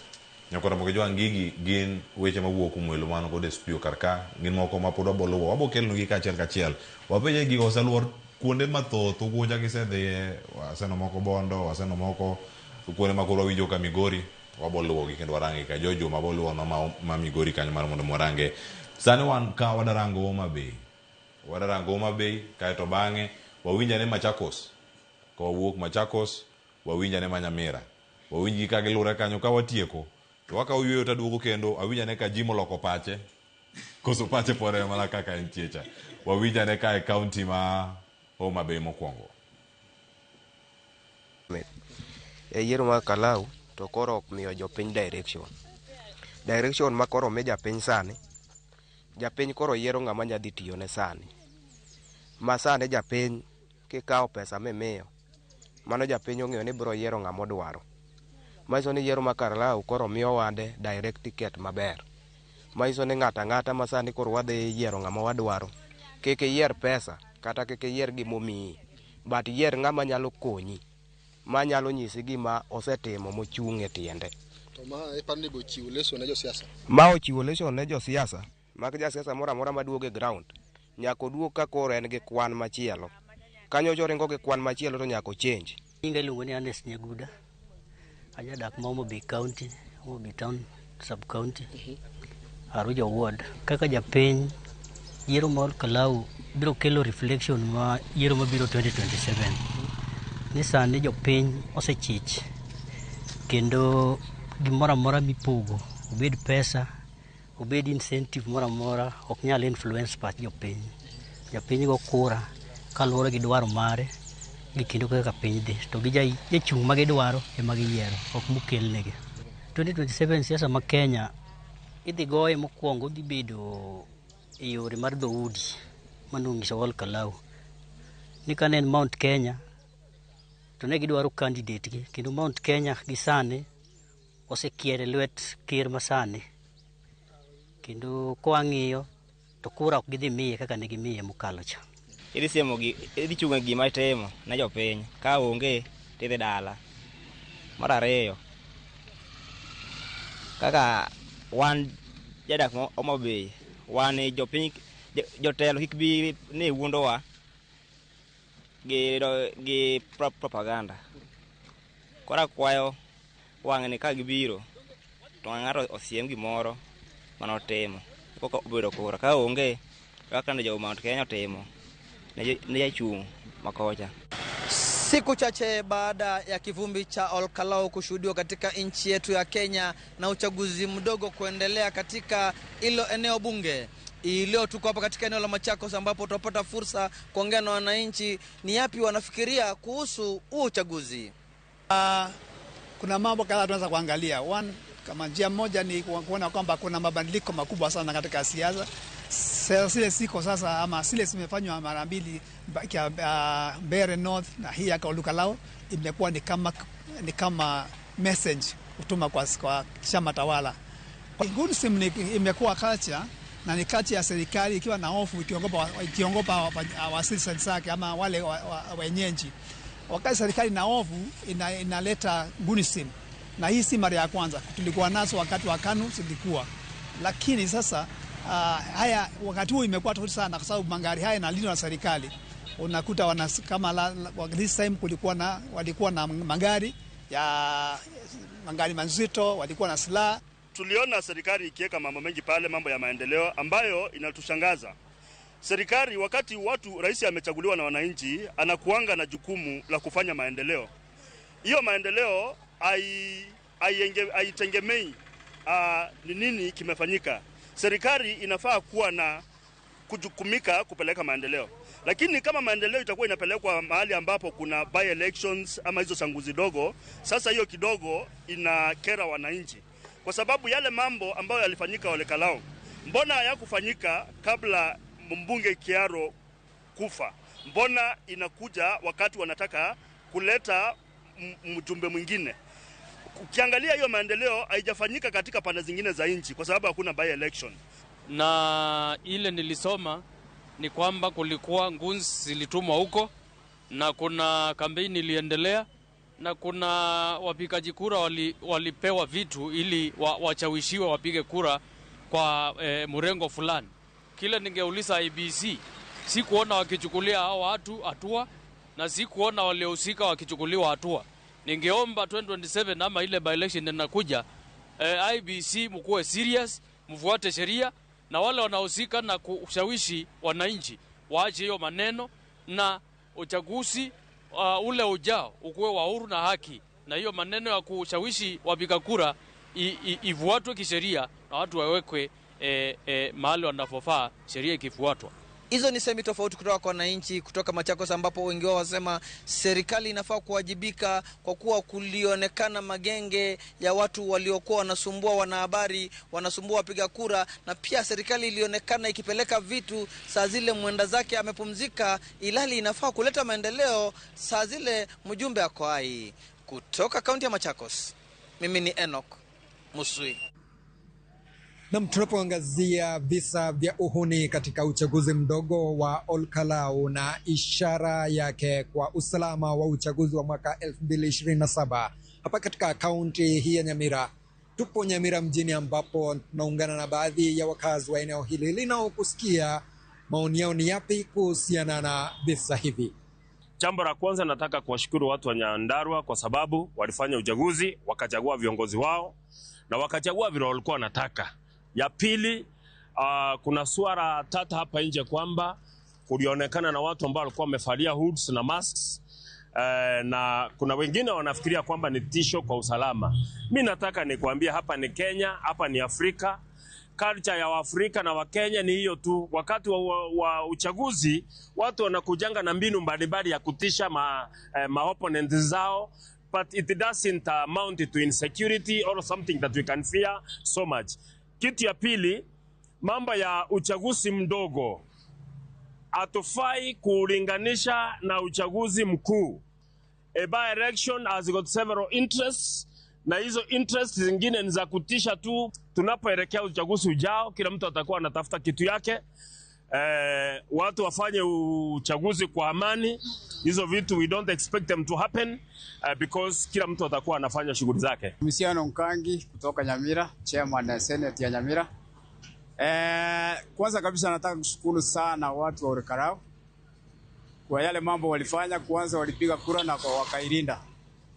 Pili, unisimu ambao ulionekana huko ni mbaya sana, ni sala mbaya sana katika nchi yetu ya Kenya, haswa tunapoelekea uchaguzi ujao mkuu wa 2027. Sisi tunataka kuhimiza serikali, tunataka kuhimiza wananchi pia, wale vijana wadogo wanapelekwa kuwa magoons. Let's get civilized, tufanye uchaguzi ambao ni nzuri.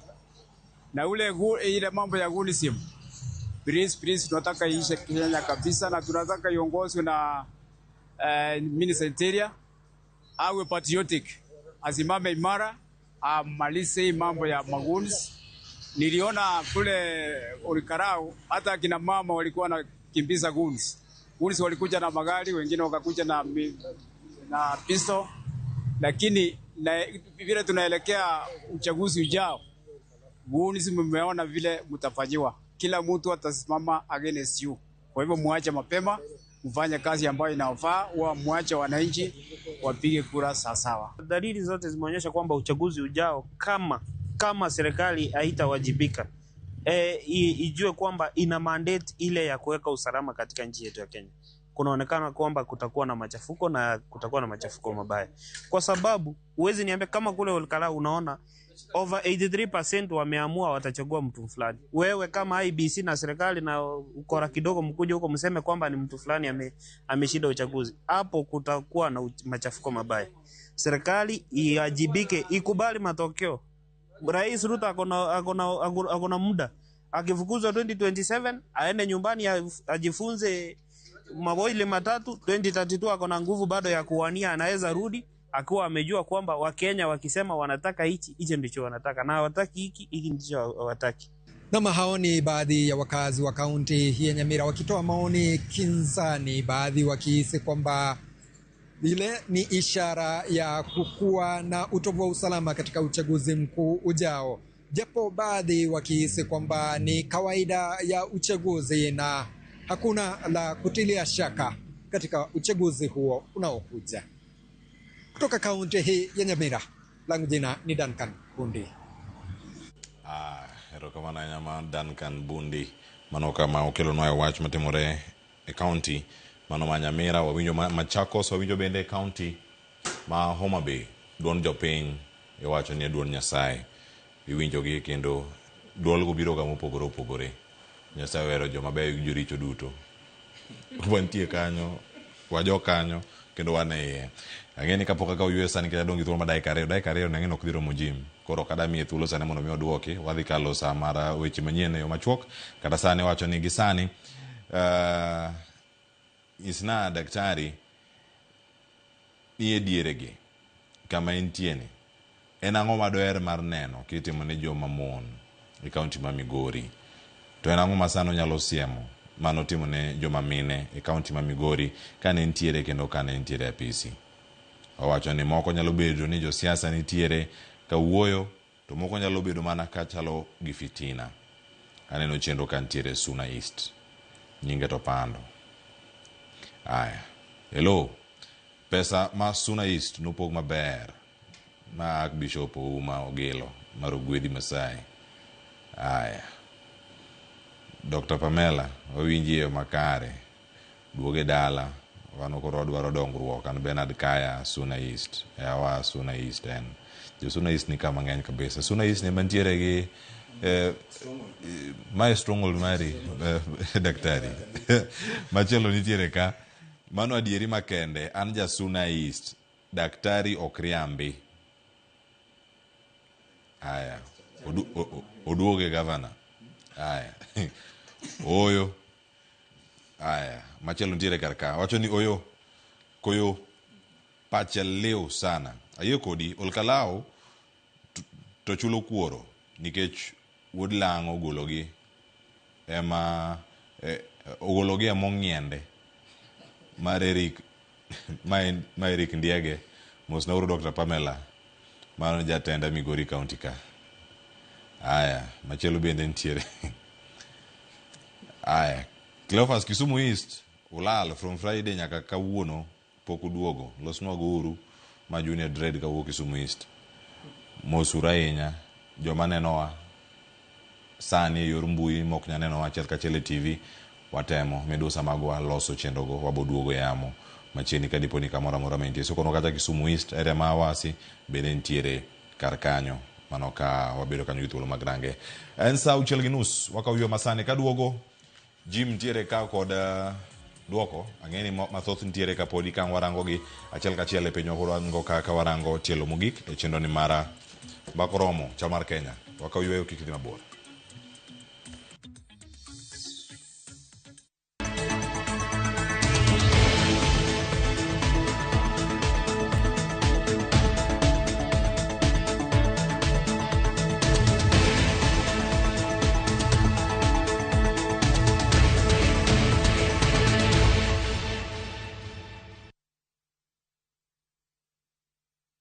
Dubai has a way of making everything feel bigger. One moment you're exploring the city, the next you're cruising through Dubai Marina at night with dinner and skyline views all around you. Then suddenly you are in the desert, watching the sunset and enjoying a barbecue dinner under the stars. It's adventure, excitement, and unforgettable moments all in one trip.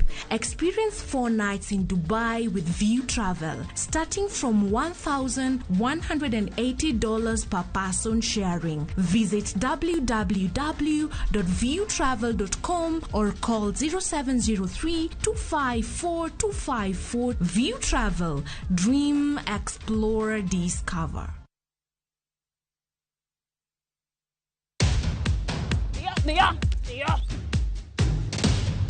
Mae en chenro mar pur gi ohala. Kama wanono weche mag pur gi jopur manyachon kod nyasani. Kata madong na kaka mabe tuose dong. Watemo ng'iyo ni gin ang'o ma jogo ne timo chon ma bende joma puro sani timo sani. Ke jwala no be kiweyo to the more ma jwala no bet go kanyo jwala no to piyo. Koro nyalo dogo ng'ado kendo stem marang'o mar avocado. Koro yath miluongo ne jwelo ne ema biro duogo ne remo cha mondo koro bed normal.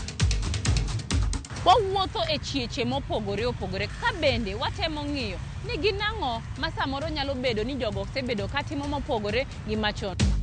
E kaunti mar Homa Bay kawuono an be afwenyo niya juice bende nyalo yudore to mana e yang'owa e rabuon. Omiyo tudri koda an Alori nyaka Black tich adek saa 1:45 to mana e Ramogi TV.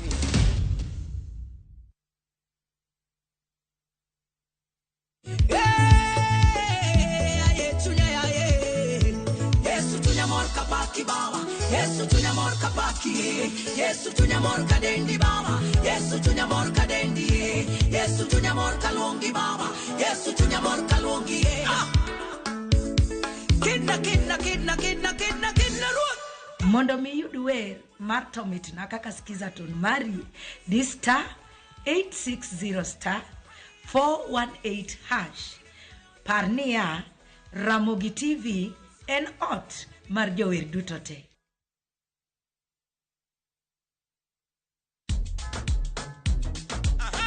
Wuok tich ka wuok tich, yawuot luo ting'o duondgi malo ka piny luo chiko ite. Chieng' tich ariyo ka tich ariyo nyaka mungajwang en odiochieng' mar yuto mari wapuonji loso manyonge. Mari oloyo marakwayo. Chieng' magoro kawa makwongo ni wendo to michope gweng'ora.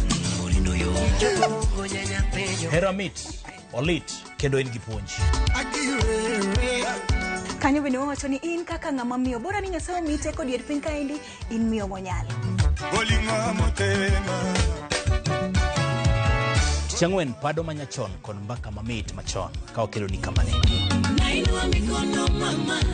And of course chieng' tich abich ka tich abich en odiochieng' mar loso kapuoyo ngolo to mana kaliesto kapok wakelo ngolo wapuonjo ne timo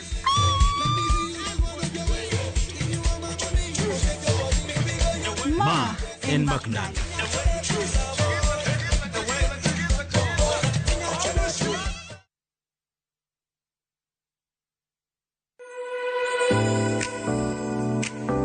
Tedo gi chiemo medo chore machiegni kodi wabiro iri mondo itang'nwa kit chiemo mihero loso, kit chiemo milonye loso, kata kit chiemo mano mosebedo kalombi kuom kinde malach. Koro watime kama mang' moni bi gudre wiye kate.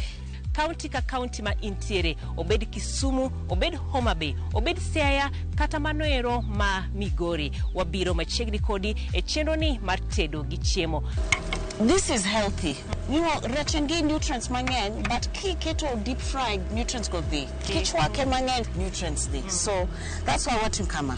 Mi chiemo en bedo kanyakla kendo inywako ne lwedo ka ichame. Tudi koda Jael Lieta juma ka juma mano kanyero tich adek ka bende chendo ni inuoyo ngeso ka ngeso duto mana e Ramogi TV. Omit.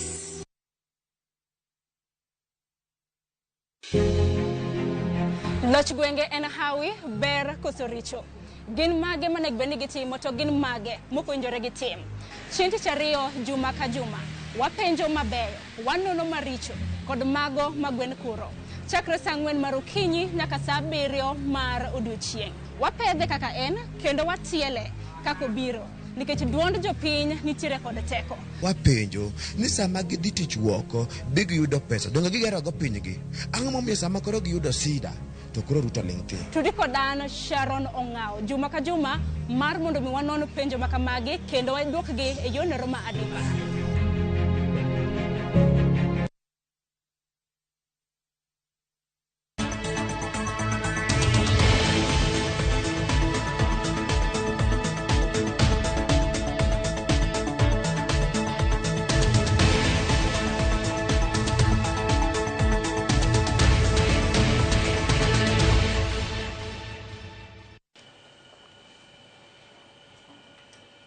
Nyakora mogo jwang machiegni pod wantiere ka chal mar Kenya mbako romo dhi nyime pod antie kodi katai an ka giwelo Dr. Pamela Odhiambo jaod bura machon ma Migori County an ka kod Jim Okoth japuonj kendo jalony weche mag siasa ka an ka bende kod jagoro maduong' duond bura mar NLP Omondi Koyo monogo kar kae anto pod an Kisumo Kanyakwar mokeo nyaka Chisango nyinga Cleophas Oluoch pod warangi kachiel weche moyudo kama wuok kone mopogore bende walieko ni mana kaka wasudo nitie bura masane dhi nyime doho moro Nairobi kae mano kotenore kod nek mano mar Albert Ojwang mano time Tesendo Bila ni wachno Cynthia Onyango luwe entiere ei doho kama nyaka sani duoko penjo mopogore OCS machon mano ma Central ni kanyo ikin jotelo mamoko joneno bende nitiere giwacho ni nyaka sani anyuola mar Albert Ojwang bende onge doho giluwe e yor mbui kendo lony manyasani weche gwang biro ni achiel kachiel weche manyien mag migago kagikacha ng'ichwelo kawuono chieng' wuok tich wan kae kod rameny piny kod mono mar oimore aikete mana kar kae kaka machielo bende wach moro madonjonwa kae en mawuok Bondo Kang'o ka Jaramogi nitiere anyuola mano mar Raila Odinga kachiel koda ka jodito mago mag piny owacho chopo Kang'o ka Jaramogi e chako chenro mano mar gedo mar hemko mar Raila Odinga mane chenro mantiere kar kanyo yuor kacha kod jotelo mopogore ODM leader mano party leader Oburu Oginga Wycliffe Ambetsa Oparanya Soipan Tuya gichopo kacha kin jotelo mamoko Raila Odinga Junior bende nitiere kod kar kanyo kin jotelo mamoko bende mantie kanyo achiel kachiel nyaka jalupa gavana ma Kisumu ma Dr. Matthew Owili angwa kelo ni mano bende weche manyien mabiro ni odiochieng' ma kawuono weche manyien mabiro saa 7 kod seche mamoko mabiro e Ramogi TV no akawo paro mopogore mabiro kawuok kuom jopiny kendo ne wayudo thuolo mano mar sumo paro kawuok kuom joma wuok e counties mopogore Siaya Mombasa mapok ayudo kae kata kamano ka gidonjo wabedo thuolo mar twak e wigi podi ka wamedo mana sudo nitie gik mathoth ahinya ma walose to ahinya gi duto ka waserangogi waranogo okang' machielo ji madana chak kodi isebede kirango weche mag siasa kaka timo gi yore mopogore bende omi kibaji ni nitiere grube moko ma osebede ga ka imiyo ratiro mag timo tijgi to gimotimore Olkalau ineno ka gima ratiro no en gimoro ma ideyo iwacho ni civil space bende bedo ka dok piny kata koroch obedo yo moro ma ng'ato ko nyang'e ma gima nitimo chon kosemetimo sani machiegni ka gin nyaka grube mago mag jofwambo ma jofwambo bende kore imonjo kinde magi kelo wechegi bomi kibaji ni yiero maduong' dhi biro ka timbegi okorangi awinjo ka jofwambo od fwambo ma Nation Media Group ogolo oboke margi juma mokalo ma jofwambo magi bende nomonji wach no kwani immune onyawuok Nation Media Group obiro All Media Services jowa bende osemonji e kinde magitimo chenro machalo kamagi omi paro machal nade e ratiro mar fwambo ero kamano Cleo kwa wach mar ratiro mar fwambo apani nitiere chik marito weche mag ute mag fwambo wach matimore Nation Media agombo ni kik timne Royal Media nikech kata ka wase sirikal to samoro ute mag fwambo bende they are partisan moko Royal Media pokaneno nikech wiggi opogore gi paro gi maybe the president weg ute mag fwambogo koro agombo ni mondo ute mag fwambo bende ochiw paro mana ka oluwore gi kaka piny en to kik gikaw sides mano wach mokwongo mar ariyo kama wagikene ipenja gima omiyo dhano weche gi pod timore to onge resolution mwakawo agombo ni mondo wang'ie weche moko ariyo ma kizungu wacho ni policy to gi leadership office machalo kaka mar Murkomen nitiere policies manitiere emomiyo awinjo ka Sekjen wacho ni omulo wach mar Michuki wan gi leadership kata interior ministry osebedo gi ji kata mna Matiang'i osebedo office cha koro wang'i anena ni to leadership to gi policy giromo kanye to Clio weche mag policies ne nitiere kata ndalo mag Moi. Nitiere chike marito ratiro mag ji, nitiere chike marito ute mag fwambo, chike te nitie, policies nitiere. Problem wan go en leadership. Wan gi leadership crisis. Joma ni office ok ti kaka dwaro mondo giti. Chako gi NIC. Maeri en guok maonge lake. Pok aneno ka gitero ji weche mag doho. To weche mag implementation mag policies gi. Bende it's a chain, it's a link. Mana kaka ng'ato kotimo weche mag njore. Imake tindiko statement. Process no dhi. Kose make ODPP process. ODPP kose process kotere court nitiere weche ma magistrates timo. To e court ka emwaseneno kiwacho ni there is insufficient evidence ni ukelo joge to ok waneno ratiro mag ketho nikech uonge gi evidence. Koro gigi wan gi a broken system. Policies are there but leadership nigi problem. Waseneno nyaka josiasa moko man gi gimiluongo ni political symbolic politics. Gidhi gichung'ne jonjore moyudo ndara niket mondo gibed released. Agombo ni mondo weche makamagi mondo wagig kama wawacho ni ng'ama janjore en janjore. Office ma intiere no ok en ofisi kaka office Murkomen. Wan wawuoyo office ok wawuoyo wiye. Koro leadership ema walak. Ji oleng weche timore magalagala. Emomiyo ne wan gi solution Clio. Adwa wacho wach moro ka. Kik wawuoya atimo consultancy ne group moro. Miluongo ni non-violence dialogue. Iluongo ni Modan. Modan ochakore higa mar 1996. Kama wadhieni wadhi bedo gi mbaka mar parties kata mnasek jeno winjo be ni manya mondo wakel kwe. It is non-violence. To nitiere gima nandiko negi.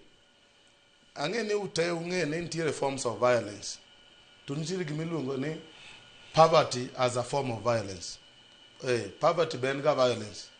Kik ng'ato go ni violence en ting'o beti. Poverty is another form of violence.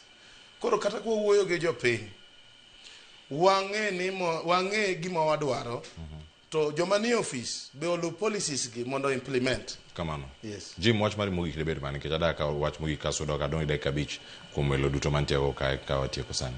Yes. Wach mogik en ni jopiny wabedo gi paro mopogore, wabedo independent.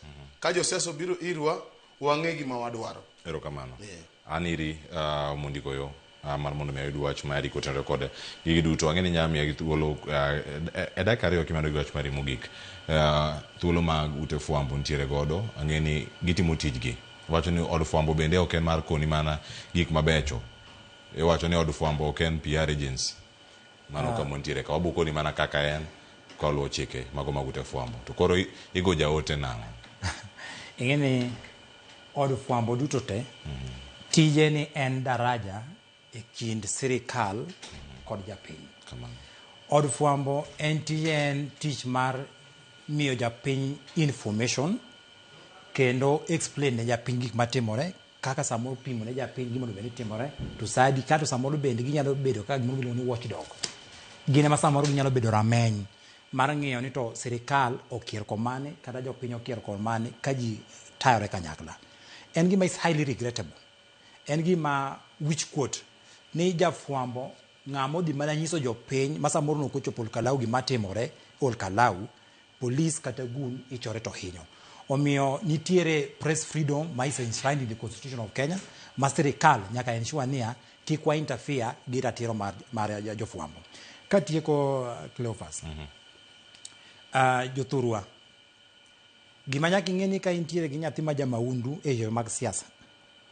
Kiny kotiekore gi jasiasa ni jasiasa ok nyal chule, in min gi, in mobiro chako mai kati duka mamari. To in jagweng' ma samoro ing'eni nyathi timo maundu weche mag siasa tibe lengi wach ni ok idwa nyiso polis kana mondo kaw sheria. kiny ka onge jasiasa manyalo chule in ma kendo koro kiny obro monji e ndara mondo kaw mwandu mari moko nyalo kata mana negi. Ne oganda joluo weche osebedo ka wachore thurwa kucho chonde ni nitiere kabila moko moko nyal tiyo godo. Awinjo kiwacho ka indi Cleophas ni kawuono e odiochieng' makoro familia mar Migosi Raila Amolo Odinga ochiwa ayanga kamedi gere mausoleum mare. Nyiso ni koro wuoth mar dhi ka Jaramogi Oginga Odinga sani indi koro bro bedo through appointment.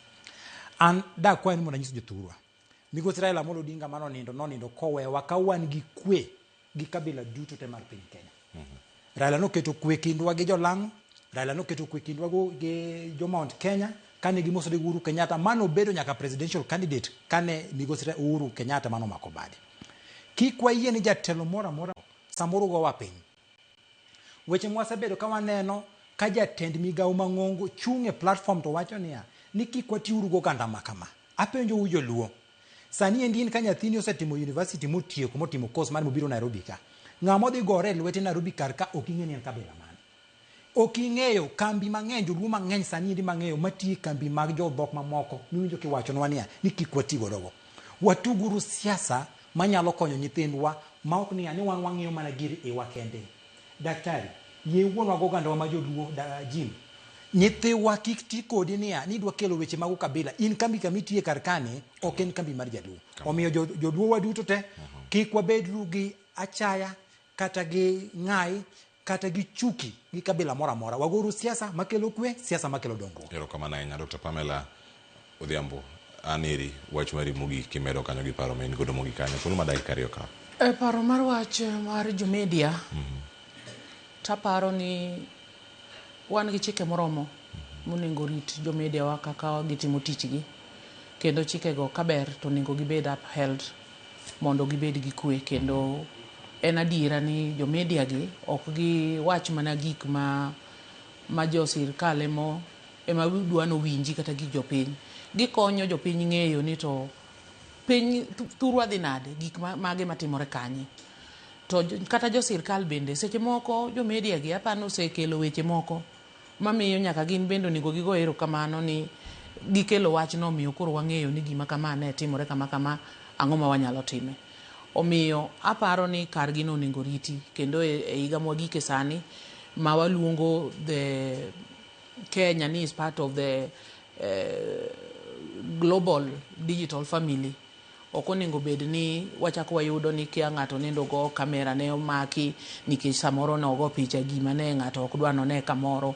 Kane ok idwa none gino to ni time nang'o odiochieng' alanga kama. Mago weche moko makoro ok mi wabed gi kwe kaka jo Kenya.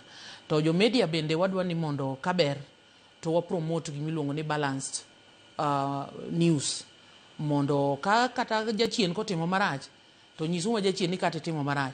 To kopo ni jachien oyudo chuny lokruok motimo maber to nyisu jachien ni kata timo maber.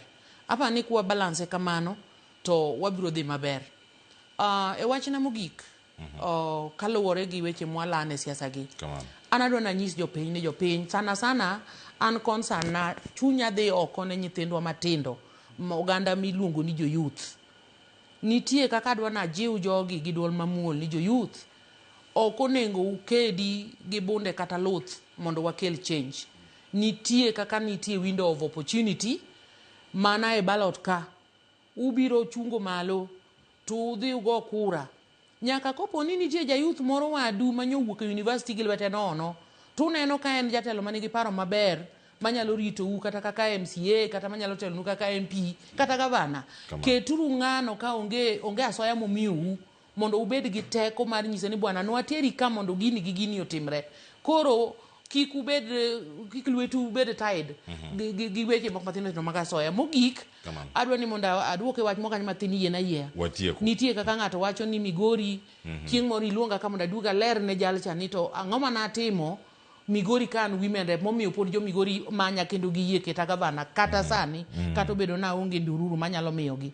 Mae wach mangima mondo wang'e ni adwaro ni jotelo matiyo gi from the day one gichak timo maendeleo manyalo kelo jopiny kama owinjo gibedie.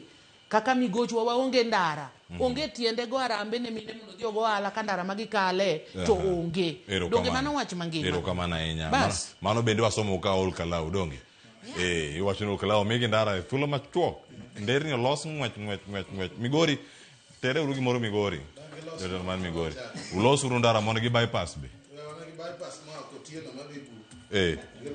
los gi uru Nyakwara Mogi ok Nyakwara Mogi jwang jotelo mano mantie kanyo e counties wa mopogore opogore mar mondo morang ni wachopo e yo makare kamoro amora ma wantie agunero kamano kombedo kodwa okinyi ma kawono kaw an ka koda yawuot Kasipol ariyo Jim Okoth kachel koda ka Omondi Koyo erokamano kombedo kodwa kachel koda ka Migori County erokamano ahinya Dr. Pamela Odhiambo kombedo kodwa odiochieng' ma kawuono anyinga Cleophas Oluoch jakisomo ka Nyakwar Mogi nyaka sango erokamano kombedo kodwa are sa 12 okinyi nyaka san makoro watieko pod ndai kabiro to romo sabiro mar odiochieng' weche manyien biro ni ka Nyakwar Mojwang Tokyo makao sani kik idhi mabor oriti masani